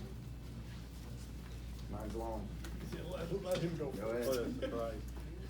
I'll go real quick, because I don't have too much to say tonight, but, as far as, the comment that's made by Supervisor a little while ago about the funds for solar being real, I've brought up some concerns, so I'm not quite sure if he's talking to me with that statement, but I've never questioned if the funds were real. I'm questioning, to make sure that the paperwork necessary and required is being executed. Yeah. So, that's where my questions come from. If there's somebody else on the board questioning him, I don't know, but he, said somebody on the board was saying that this fund's not real. That's not my intent. That's never been my concern. I understand that. Mine's always been paperwork execution, because in 300 grand is 300 grand. We need to make sure that we do what it takes with Helio or ARC now. No, ARC's help, which they've been great and It's very okay. responsive. So. That's a well-founded concern. Yeah. Because a lot of companies are not. Yeah, so, anyway, I just wanted to clear that up for me. That's all I got tonight. Thanks. Mine, I'm just following up from last month. So last month I said I would submit FOIAs to provide evidence if there was any safety incidents that occurred at the senior center. I went ahead and submitted one between 2019 to 2023, but particularly when it was when operating as a warming location, which we know it was just, for that time. Again, there was evidence to show that it was listed as an emergency shelter, but that's another thing. So the Council Township did not have any evidence of incident reports, but the clerk did find within the meeting minutes of February 2021, under the supervisor's comments, a statement confirming that the senior center was being used as an overnight warming location because of the emergency generator. So that sentence came from those meeting minutes from 2021. Additionally, I received 2 incident reports for the same time frame, 2019 to 2023, from the Council Police Department. Neither incident report mentioned fighting. One was a wellness check on the outside of the center. The other was pertaining to disorderly conduct at the center, at the warming location with an individual. The report stated that they would be given food outside and then they would be on their way. So again, it didn't mention 2 people engaging in any fighting or anything, so I know that had continued to get brought up. So I wanted to go ahead and find if there was any incident reports pertaining to that. Let's see. Additionally, a FOIA pertaining to the grant applications revealed that the backup generator is for use at the senior center when power fails. It said that the generator is needed for heating and cooling, and these words came directly from the grant application. The generator is needed for heating and cooling as the center is an, quote, emergency shelter, quote, in Collinsville, as it is ADA accessible. So that was a grant that was submitted back from 2011, I believe, and that's where that newspaper article came from announcing when that grant money came through. While transparency is always a priority, it is unfortunate that some of these efforts have been driven by misinformation rather than genuine concern for township operations. I do want to thank the staff for all of their efforts in fulfilling all of these requests. I know it's been extra manpower for all of the staff members involved. Second, with our new meeting schedule and adjustments to the agenda format, it is necessary. I've been looking over our bylaws again recently, and so our bylaws are still showing our old meeting agenda format, and also, what did I just say? The meeting format and the meeting date, since we moved to Wednesday. So that just might be something that we want to update. Furthermore, I am requesting that the Township Board move forward with that social media policy. I did send an email today comparing like government units of government. I pulled one from Edwardsville and that you said like TOI and some other ones, Illinois Municipal League. There's different examples of social media policy. So I did send that in an email. But I would love to get that approved before our term is up if possible. Again, if it's something that we have time to go over and look at, like township social media policies.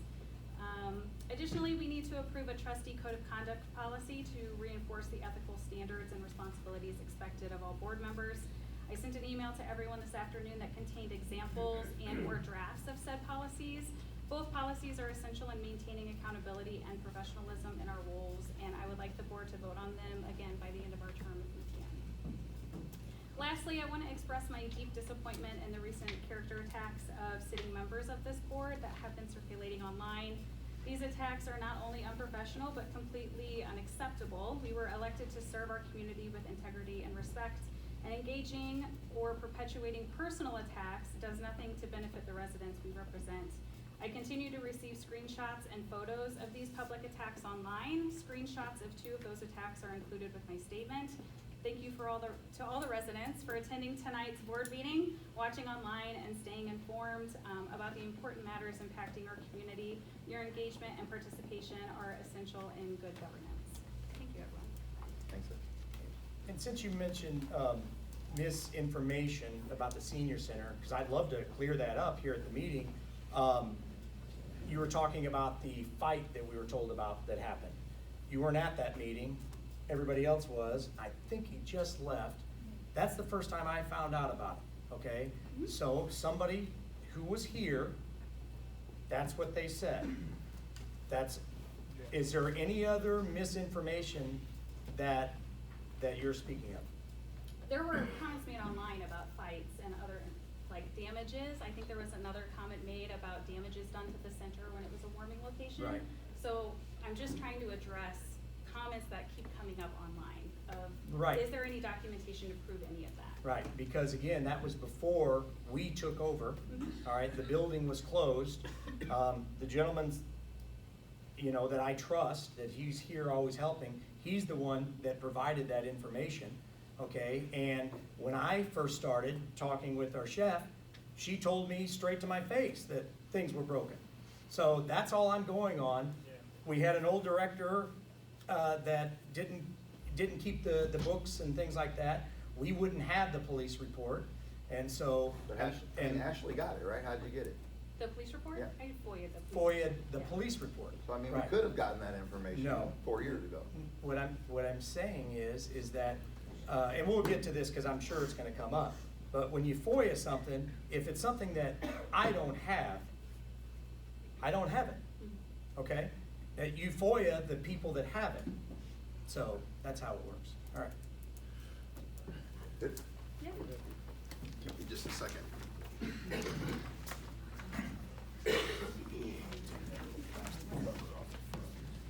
Huh? Take the camera lens off.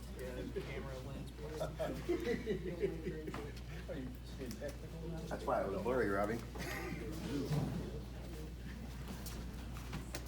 Slide down over here a little bit. That's good. I've seen that image on my computer too.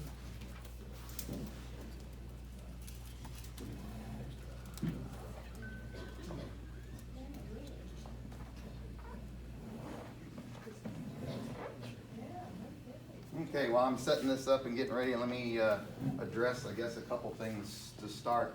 Why am I doing this? I'm doing this because it's my job, because that's what I was put here for by all of you. So any questions that come as a result of that, I mean, Listen, you address the board. And that's There's not no fine. microphone, so, That is, okay. listen, that is in the bylaws. There's a lot of things in the bylaws, Derek.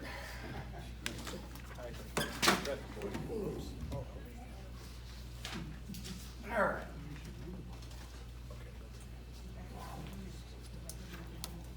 So let's talk about, I guess, a little bit circle back where we were last month. How are we reaching our customers?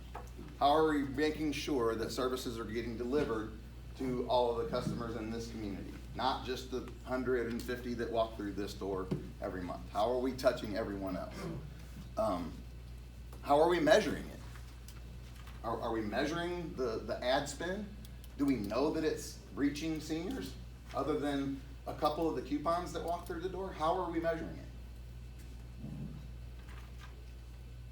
So reach of the Collinsville Township, who are our customers? What Woodland Towers? Why did I choose Woodland Towers? Well, I chose Woodland Towers because there was a Facebook post brought to my attention where one of our seniors directly reached out for help via this political post. It was responded to. First time hearing of this, I'll reach out to the city. Not what's your problem, nothing further. On February 3rd, the same day, I reached out to Woodland Towers. Carol via Facebook message, the lady that responded to the Facebook post, and asked her what her problems were. So she came with a whole litany of problems that she was the representative of at Woodland Towers. So there's 52 units in each building, 104 in both at both buildings combined. Maybe 125 to 150 residents. So some do have duplicate residents. Again, the list of her issues that she presented were, excuse me, cumulative of everyone that lived there. She'd been taking notes for years, in fact. Some of these processes or problems had been in existence for years. The areas, so just to back up a second. I eventually ended up going out to Woodland Towers to meet with them because the list was so long. I wanted to hear from the individuals, not just a list, right? So I set up a meeting, went out there. The first meeting was 20 plus people. Not just, I was expecting Carol and maybe a couple more. 20 plus people filled the common area and went one at a time what their issues were, right? Areas of concern were safety and security, health issues, right? And I'll get to some of the details on that. Verbal abuse by their local maintenance personnel. Sexual abuse, which was handed to me in a letter after the fact as I was walking out the door. So what did I do? I established a monthly meeting with them out there. This is the second meeting that we've had. Just recently, I'll kind of talk to that a little bit more. Some great things have happened since that meeting. And not all issues, what I wanted to make clear is not all issues are ours. Not all of them are the township's. What do you mean? Why would Woodland Towers issues be our issues? There's seniors there. Oh, okay, So go ahead. Yeah, because these are the people that reach out to us, Derek. Right, okay. Why would we not reach out to a senior? Maybe that's a better question. I'm not saying you didn't do anything wrong. Why would we not reach out to them? I'm not saying you did anything We haven't, wrong, but right? you said are. No, what I'm saying, if you let me finish instead of interrupting, what I'm saying is all of the issues that they presented, the township can't fix, right? There's building issues, there's problems with management, Correct. There's things that we're not gonna stick our nose in, Sure. right? But there are plenty of things that we need to be foster their escalations, right? Sure. So safety and security, again, possible sexual assault, pretty serious stuff, right? Documented verbal abuse by their maintenance folks. Common areas, they're missing threshold safety and security, or safety issues. All the folks there in wheelchairs, walkers, they can't even walk down the hallway without trip hazard, fall hazards.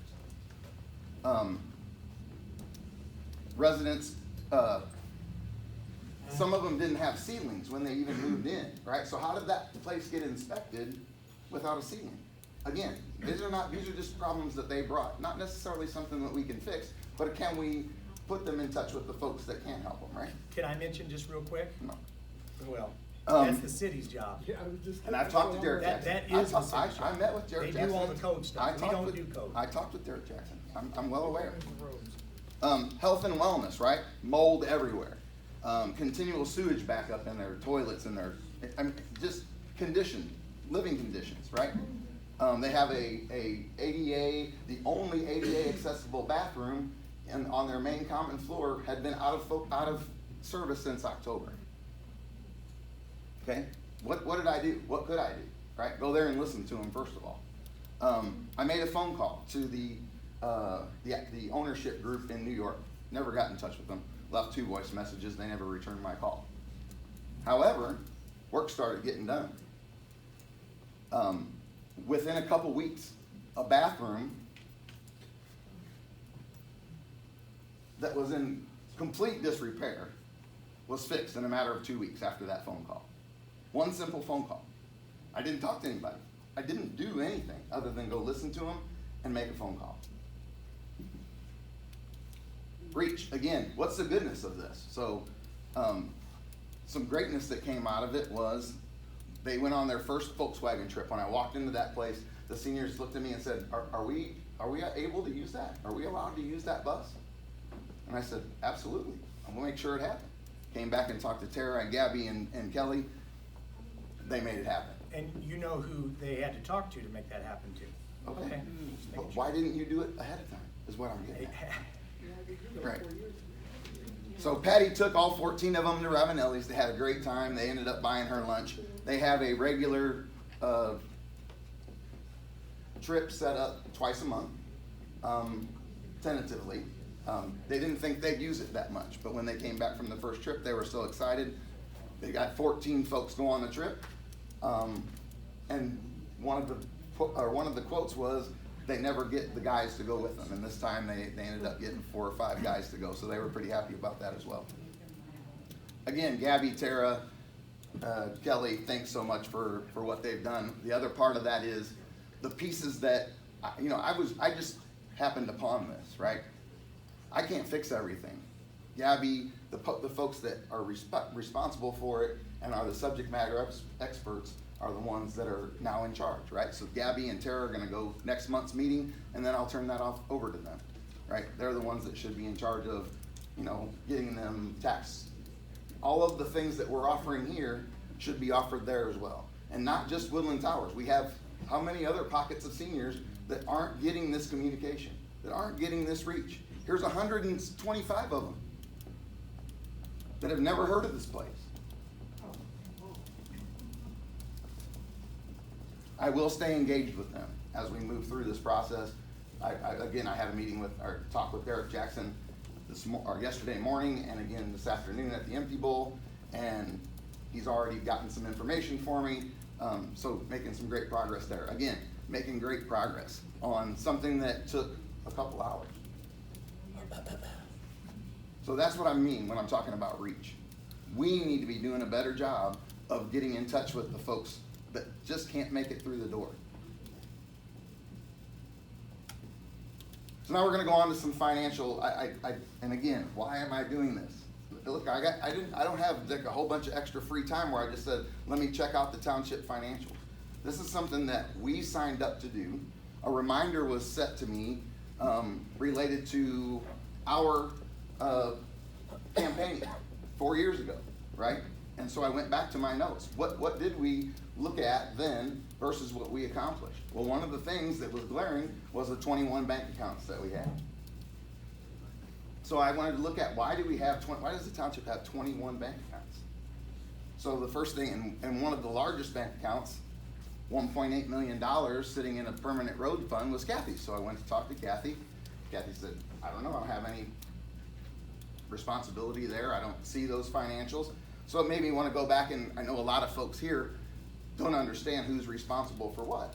So I wanted to make sure this is a racy, something that I use in the corporate world, and basically it just denotes who's responsible, who's accountable, who's consulted, and who's informed. So a supervisor who's also the treasurer, the only fiduciary responsible for the township, the CEO, is responsible and accountable for all finances.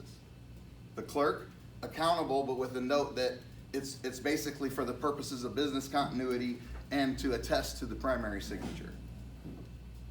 Roads commissioner, assessor, trustees, we're all just here to be consulted and or informed. And you vote on all the bills and everything each month. I'm not talking about that part of the financials, but yes, you're right. I'm talking about banking financials specifically. So I started looking at the 21 bank accounts.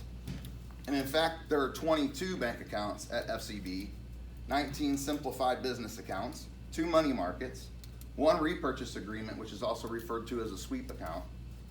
21 of those 22 were existing accounts and were transferred with the new signature cards around May somewhere. I'm guessing 21, that's kind of what Jim had thought. You guys went up to the bank and signed over the accounts then.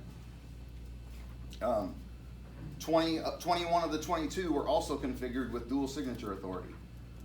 So for business continuity, right? There were additional 2 accounts at Collinsville Building and Loan, which were not initially disclosed on the FOIA, along with another account at FCB that was not disclosed on the initial FOIA. The 2 accounts at CB&L were 2 simplified business accounts, checking, and then one of the 2 of those accounts is configured with a dual signature authority, one of them is not. What's that mean?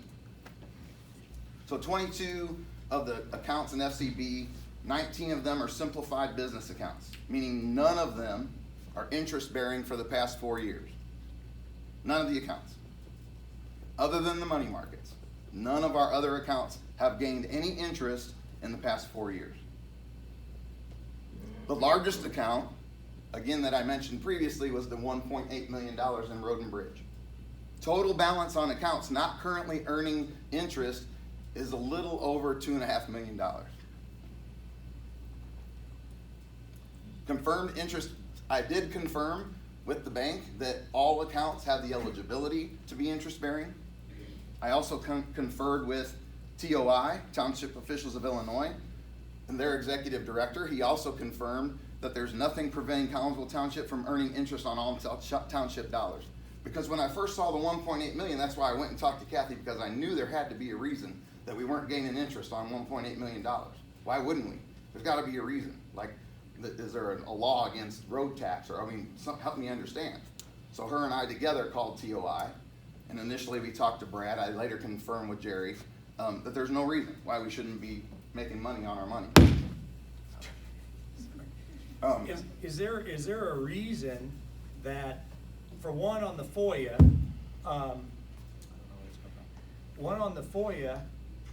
I went, when you FOIA'd all this stuff. I'm gonna get to that. Okay. I'm gonna get to the FOIA. But I'll get to that. I'll get to the FOIA. But you throw something out I'll there get to and the you make FOIA. accusations. I will just get like- to the FOIA. I didn't make any accusations, Jerry. Yes, you did. Why didn't you call me? What accusation? And I'll get to that as well. Why am I so upset? No, here's And what I wanna know. Why am I so upset, right? And I think I can, and other trustees will attest to this, right? We've been trying to bring you along for 4 years. We've been trying to coach you, to pay attention to certain things. But you're not. You refuse to buy into that because it's not your idea, or it's not your way to go. Right. This till today. You haven't been doing it at the meetings. Doing what at the meeting? You haven't coached me.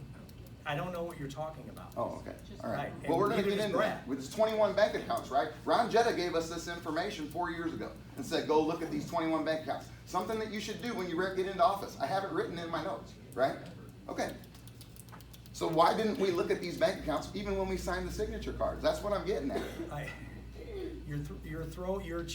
don't know this information. Okay, because you didn't I'm come getting to- ready, if you when would an quit auditor- interrupting me, I'll bring it to you. When an I'm auditor asks a getting- question. I'm getting ready to bring it to you. They come to you beforehand. I'm getting ready to bring it to you. And one of the things that should be noted is any of the interest gained on these accounts above the principal can be used anywhere else within the township. So that road and bridge fund, at $1.8 million, the interest gained off of that off the last 4 years, we would have been able to use anywhere. Calculated missed interest according to document rate cards. So I went back from 2021 and the rate cards from COVID to now, there's some pretty vast changes, right? So COVID, we were only getting, there was a 3.5% and or 0.35% and a 0.4% change during that entire year. I just blended that rate and made it 3.75 for the basis of all these calculations. So the total missed percentage in total interest lost, $294,205. Interest that we've lost in all of the accounts because they were non-interest bearing for the last 4 years. Here's the work. I mean, the work's done. You're welcome to look at that and welcome to talk to anyone or provide them, the calculations and how we got to this point. So the business of Collins, again, managing the financials. Again, I mentioned there were 21 accounts. 2 of the accounts were set up by the previous, in previous terms. There was one set up in '92. I don't have the access to those signature cards or accounts when they were set up, so I don't know who started them. I do know that they were all started pre-our term, other than 2 accounts who were set up by the supervisor. On those 2 accounts, there's no signature, there's only a single signature authority.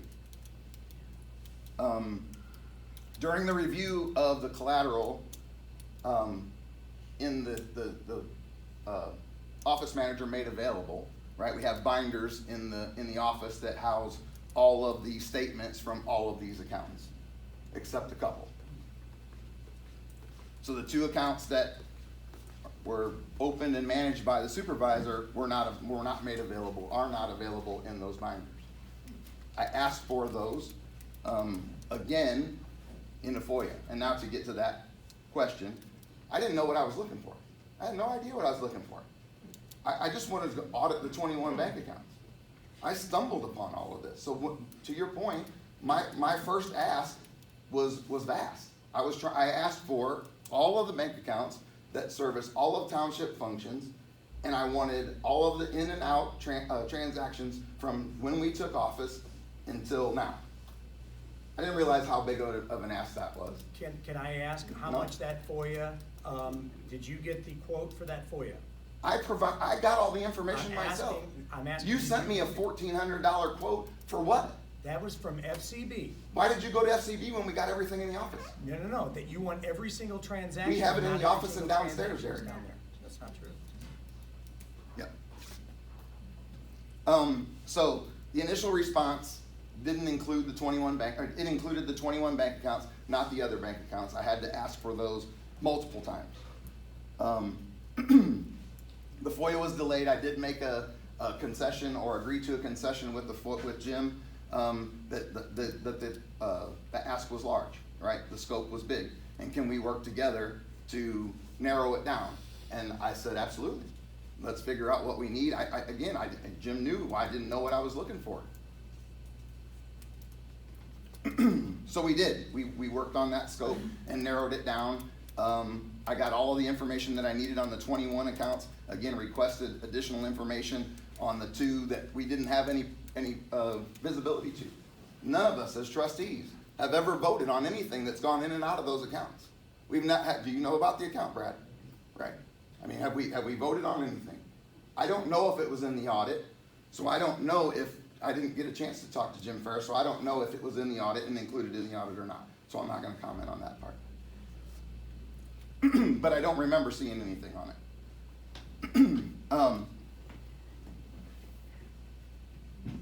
So the account in question, there's a couple of them. One of them is for the empty bowl, and that's at Collinsville Building and Loan, and the other was for Collinsville Trip Fund, that was used, I'm guessing, to finance or to, sorry, that wasn't appropriate, to manage the finances related to that trip or to a trip.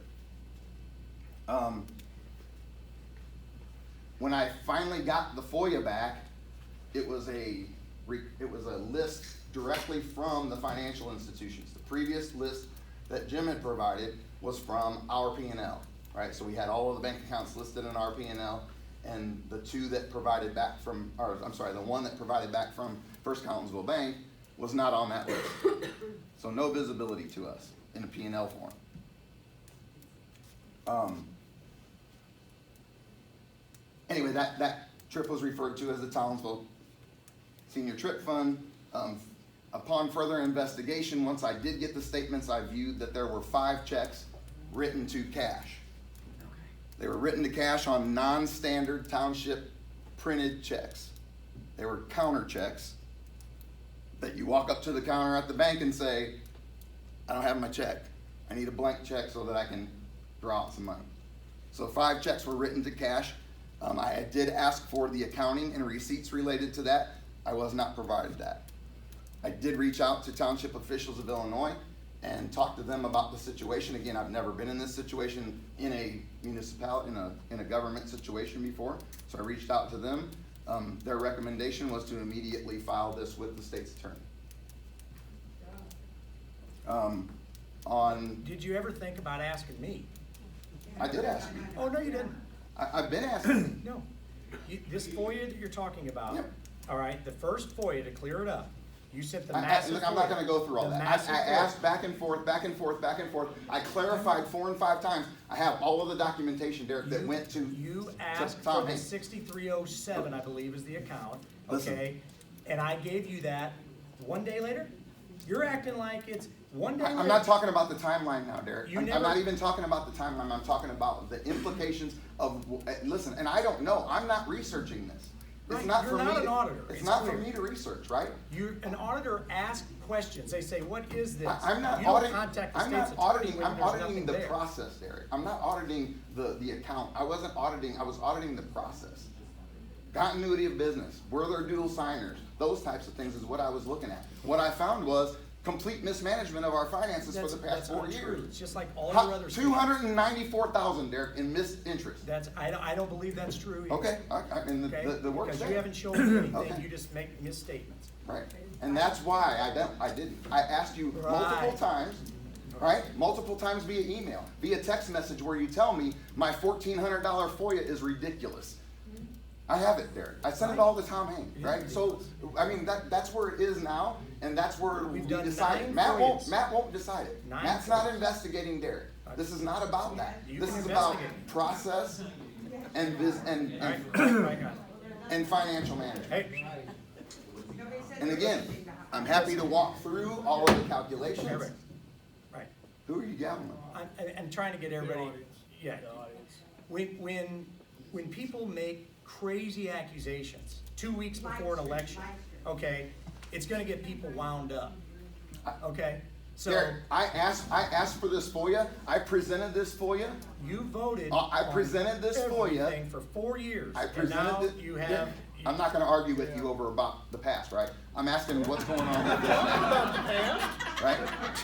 You're talking about the past now. No, I'm not gonna argue with what I voted on, right? I voted on everything because I agreed with it. Well, then it's all of our fault that. You're absolutely right, Brad. It is, it is. That includes you. No, it does include me. That's why I did it. So quit pointing the finger at this guy over He here, is the, 'cause he you is the are- only fiduciary, There's nothing the wrong. only treasurer, the only person responsible for this township's money. The only one sitting right there. That's the only one, not us. We made more money in interest than You the made previous- $94,000 and I found 294 more that you That's missed. not true, and you Okay. don't, listen, that is you, and I can list off the I got it all right here untruths for that you. you've said for the last 2 months. I got it all for you. Man, I appreciate that you found. I got all the money. I got all the receipts, buddy. If you need receipts, I got them.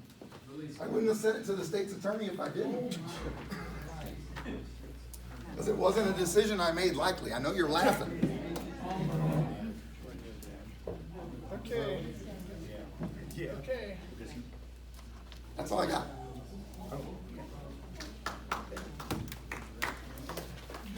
Well, I do appreciate your time.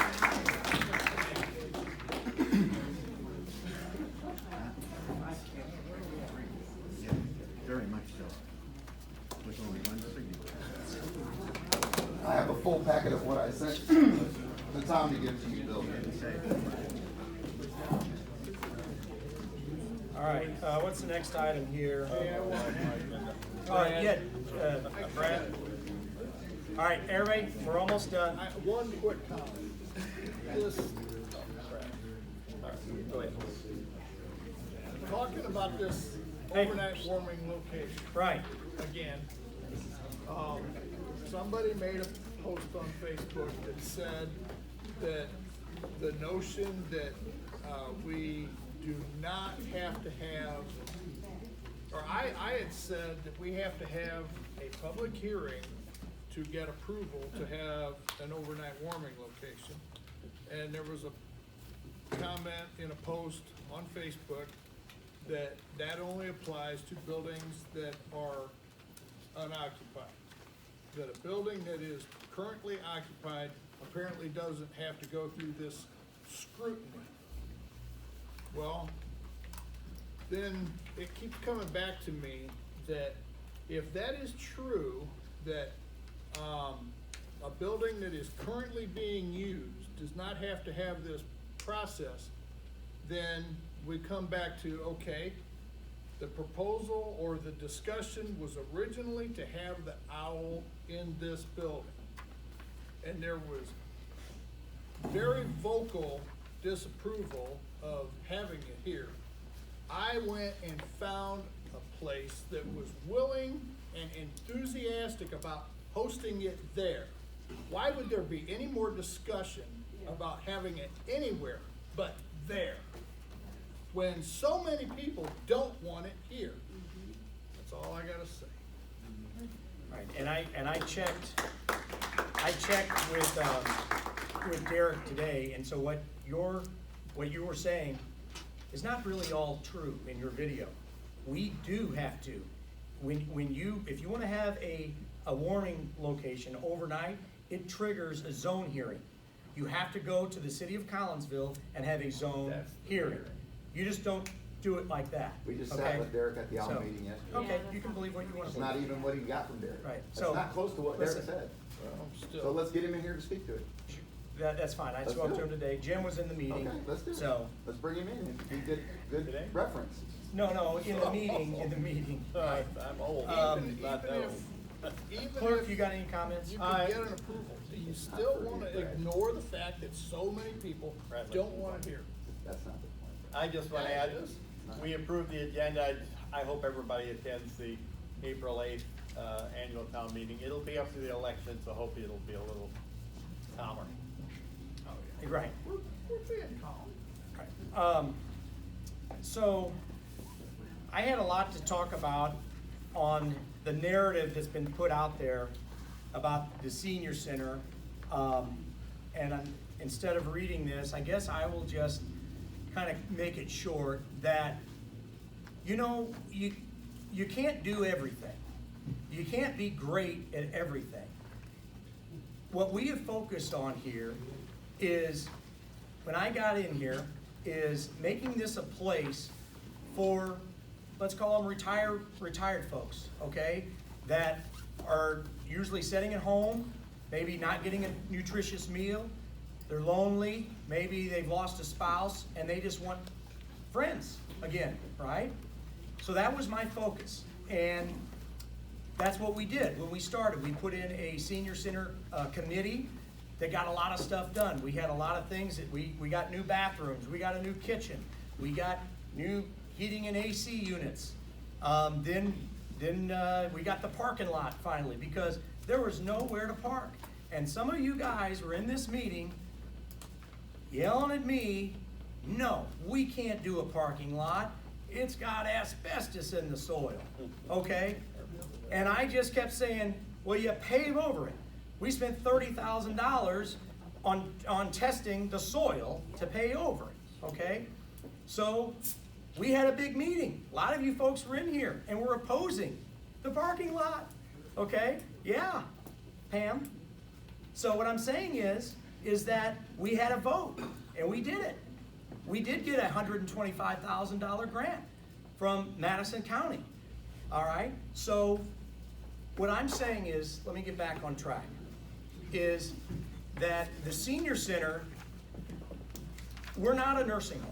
We're not an assisted living facility. We don't have the staff for that, okay? We're not a homeless shelter.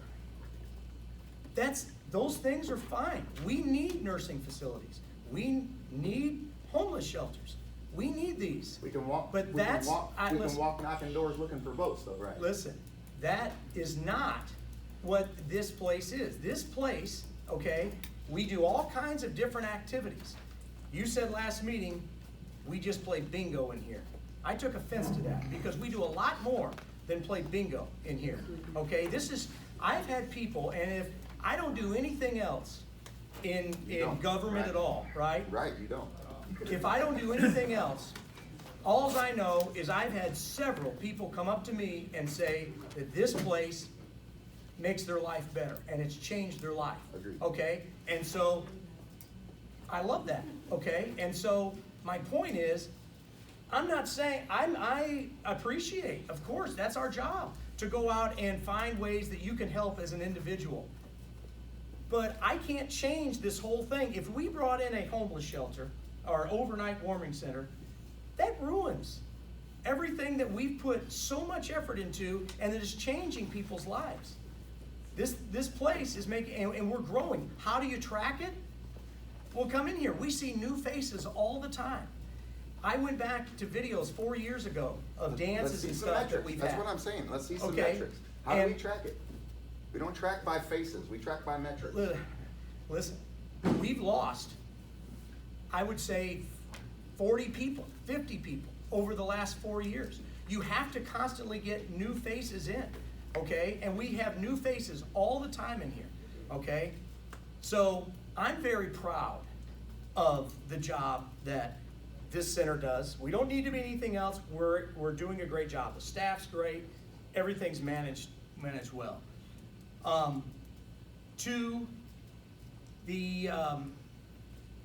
I just think that your behavior, to me, should upset every single person, because it's clear that you're not trying to look for ways to actually help the Collinsville Township. You wait 2 weeks before an election to try to smear me. Because of okay? you. That's how long my FOIA took. What happened the other 3.75 years? Okay? What I'm saying is that rather back the day after this last meeting. Everybody can see, Matt. Okay. Everybody. A month ago. Hold on. For a 5-day FOIA. This is my comment. Hold on, guys. Everybody can see with their own eyes what's occurred in the Collinsville Township in the last 4 years. You can't deny it, okay? Look, you can see it, all right? I see the We senior have center. all I don't the see grants. anything else. I see the senior center. I don't see anything You don't else. see leaf and and limb that's pickup. been my point. You don't see leaf and limb pickup. And we haven't done You don't anything since then, Derek. You've been You don't walking see the around bus. hammering in Hold on, signs hold on. when people need your help. Hold on, Matt. Come on, what are we talking about? Stop.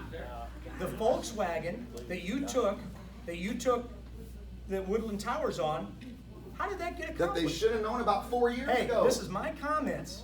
Man, you should have Listen. You interrupted his. Yeah. Listen. That Volkswagen, how do you think that got done? What meetings Oh, did you you did sit it all. on? You. Yep, you. Now this is you too. You did not This is you. sit in a single meeting for the Volkswagen, for the parking lot, for the solar, for any of the grants, not a single one, not a single meeting, okay? I'll go to the bank with you So, tomorrow. How about that? To address, I also need to address the door, because you're talking about sending me to the state's attorney, okay? Maybe I should go, because you guys are accusing me, and we have the assessor saying that I sexually harassed, I can't remember exactly the What words. does this got to do with our bank? What does this got to do with banking It's his information? turn to talk. Oh, other. Yeah, he won't be quiet. Yeah. Yeah. So, what I'm saying is that, so, the door. I was accused of locking this female out, trying to pump her breast milk, okay? That I locked her out of my side. That is and I sit here and just take it.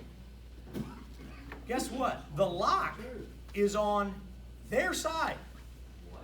The lock is on their side. The lock, the only thing that I've ever changed to make things a smoother, how should you say, where we can get along, is they had their own entrance. So if they wanted to leave or work early, or they didn't have to come through mine, I gave them their own security entrance where they can leave and go and where as they come. So even if I personally, as the supervisor, go into their office, they're gonna know about it because an alarm is gonna go off, okay? I don't go into their office, and anybody with any common sense can understand. When you're accused of, doing the things that they accuse me, no, I'm sorry, I don't go in there. I'm the only man over there, okay? And so I've tried, and so that is a complete lie. You don't even and come into your own office when you Lori's there should be by herself. ashamed of that. You should So, be. anyway, that's all I have. Motion to adjourn. I'll second. All right. Favor, aye.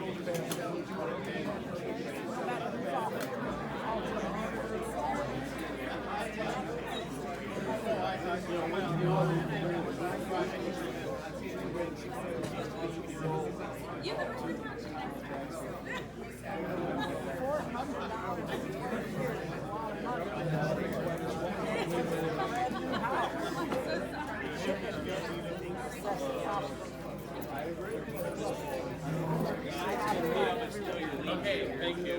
Put it back where I got it.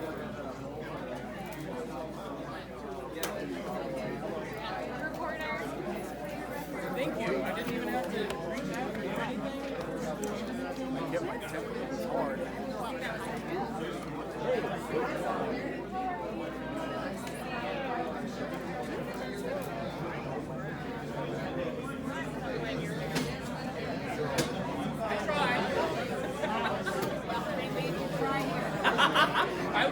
I recorded the last one, so yeah, okay is right. So.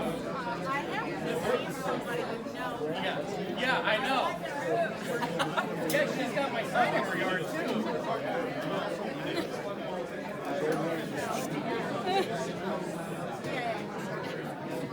I got my fingers crossed. We'll see. I'll be out with Shannon this weekend as well. I'll go there.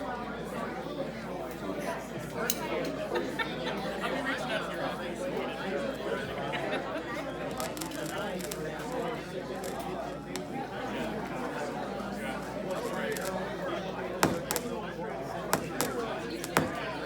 Something like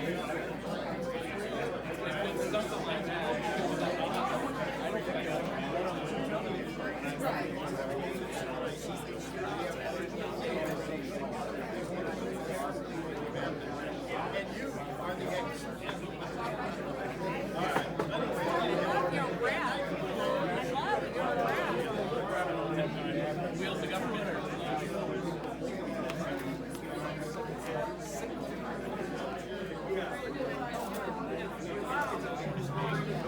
That's Meg.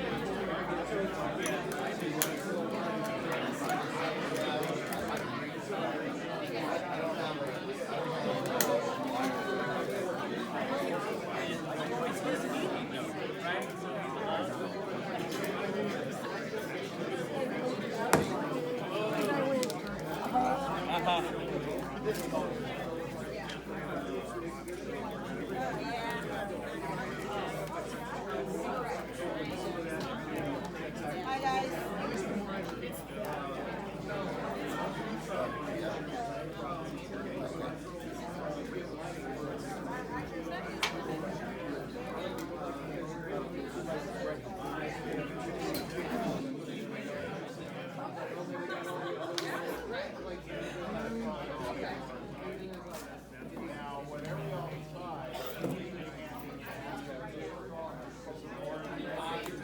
Good to see you.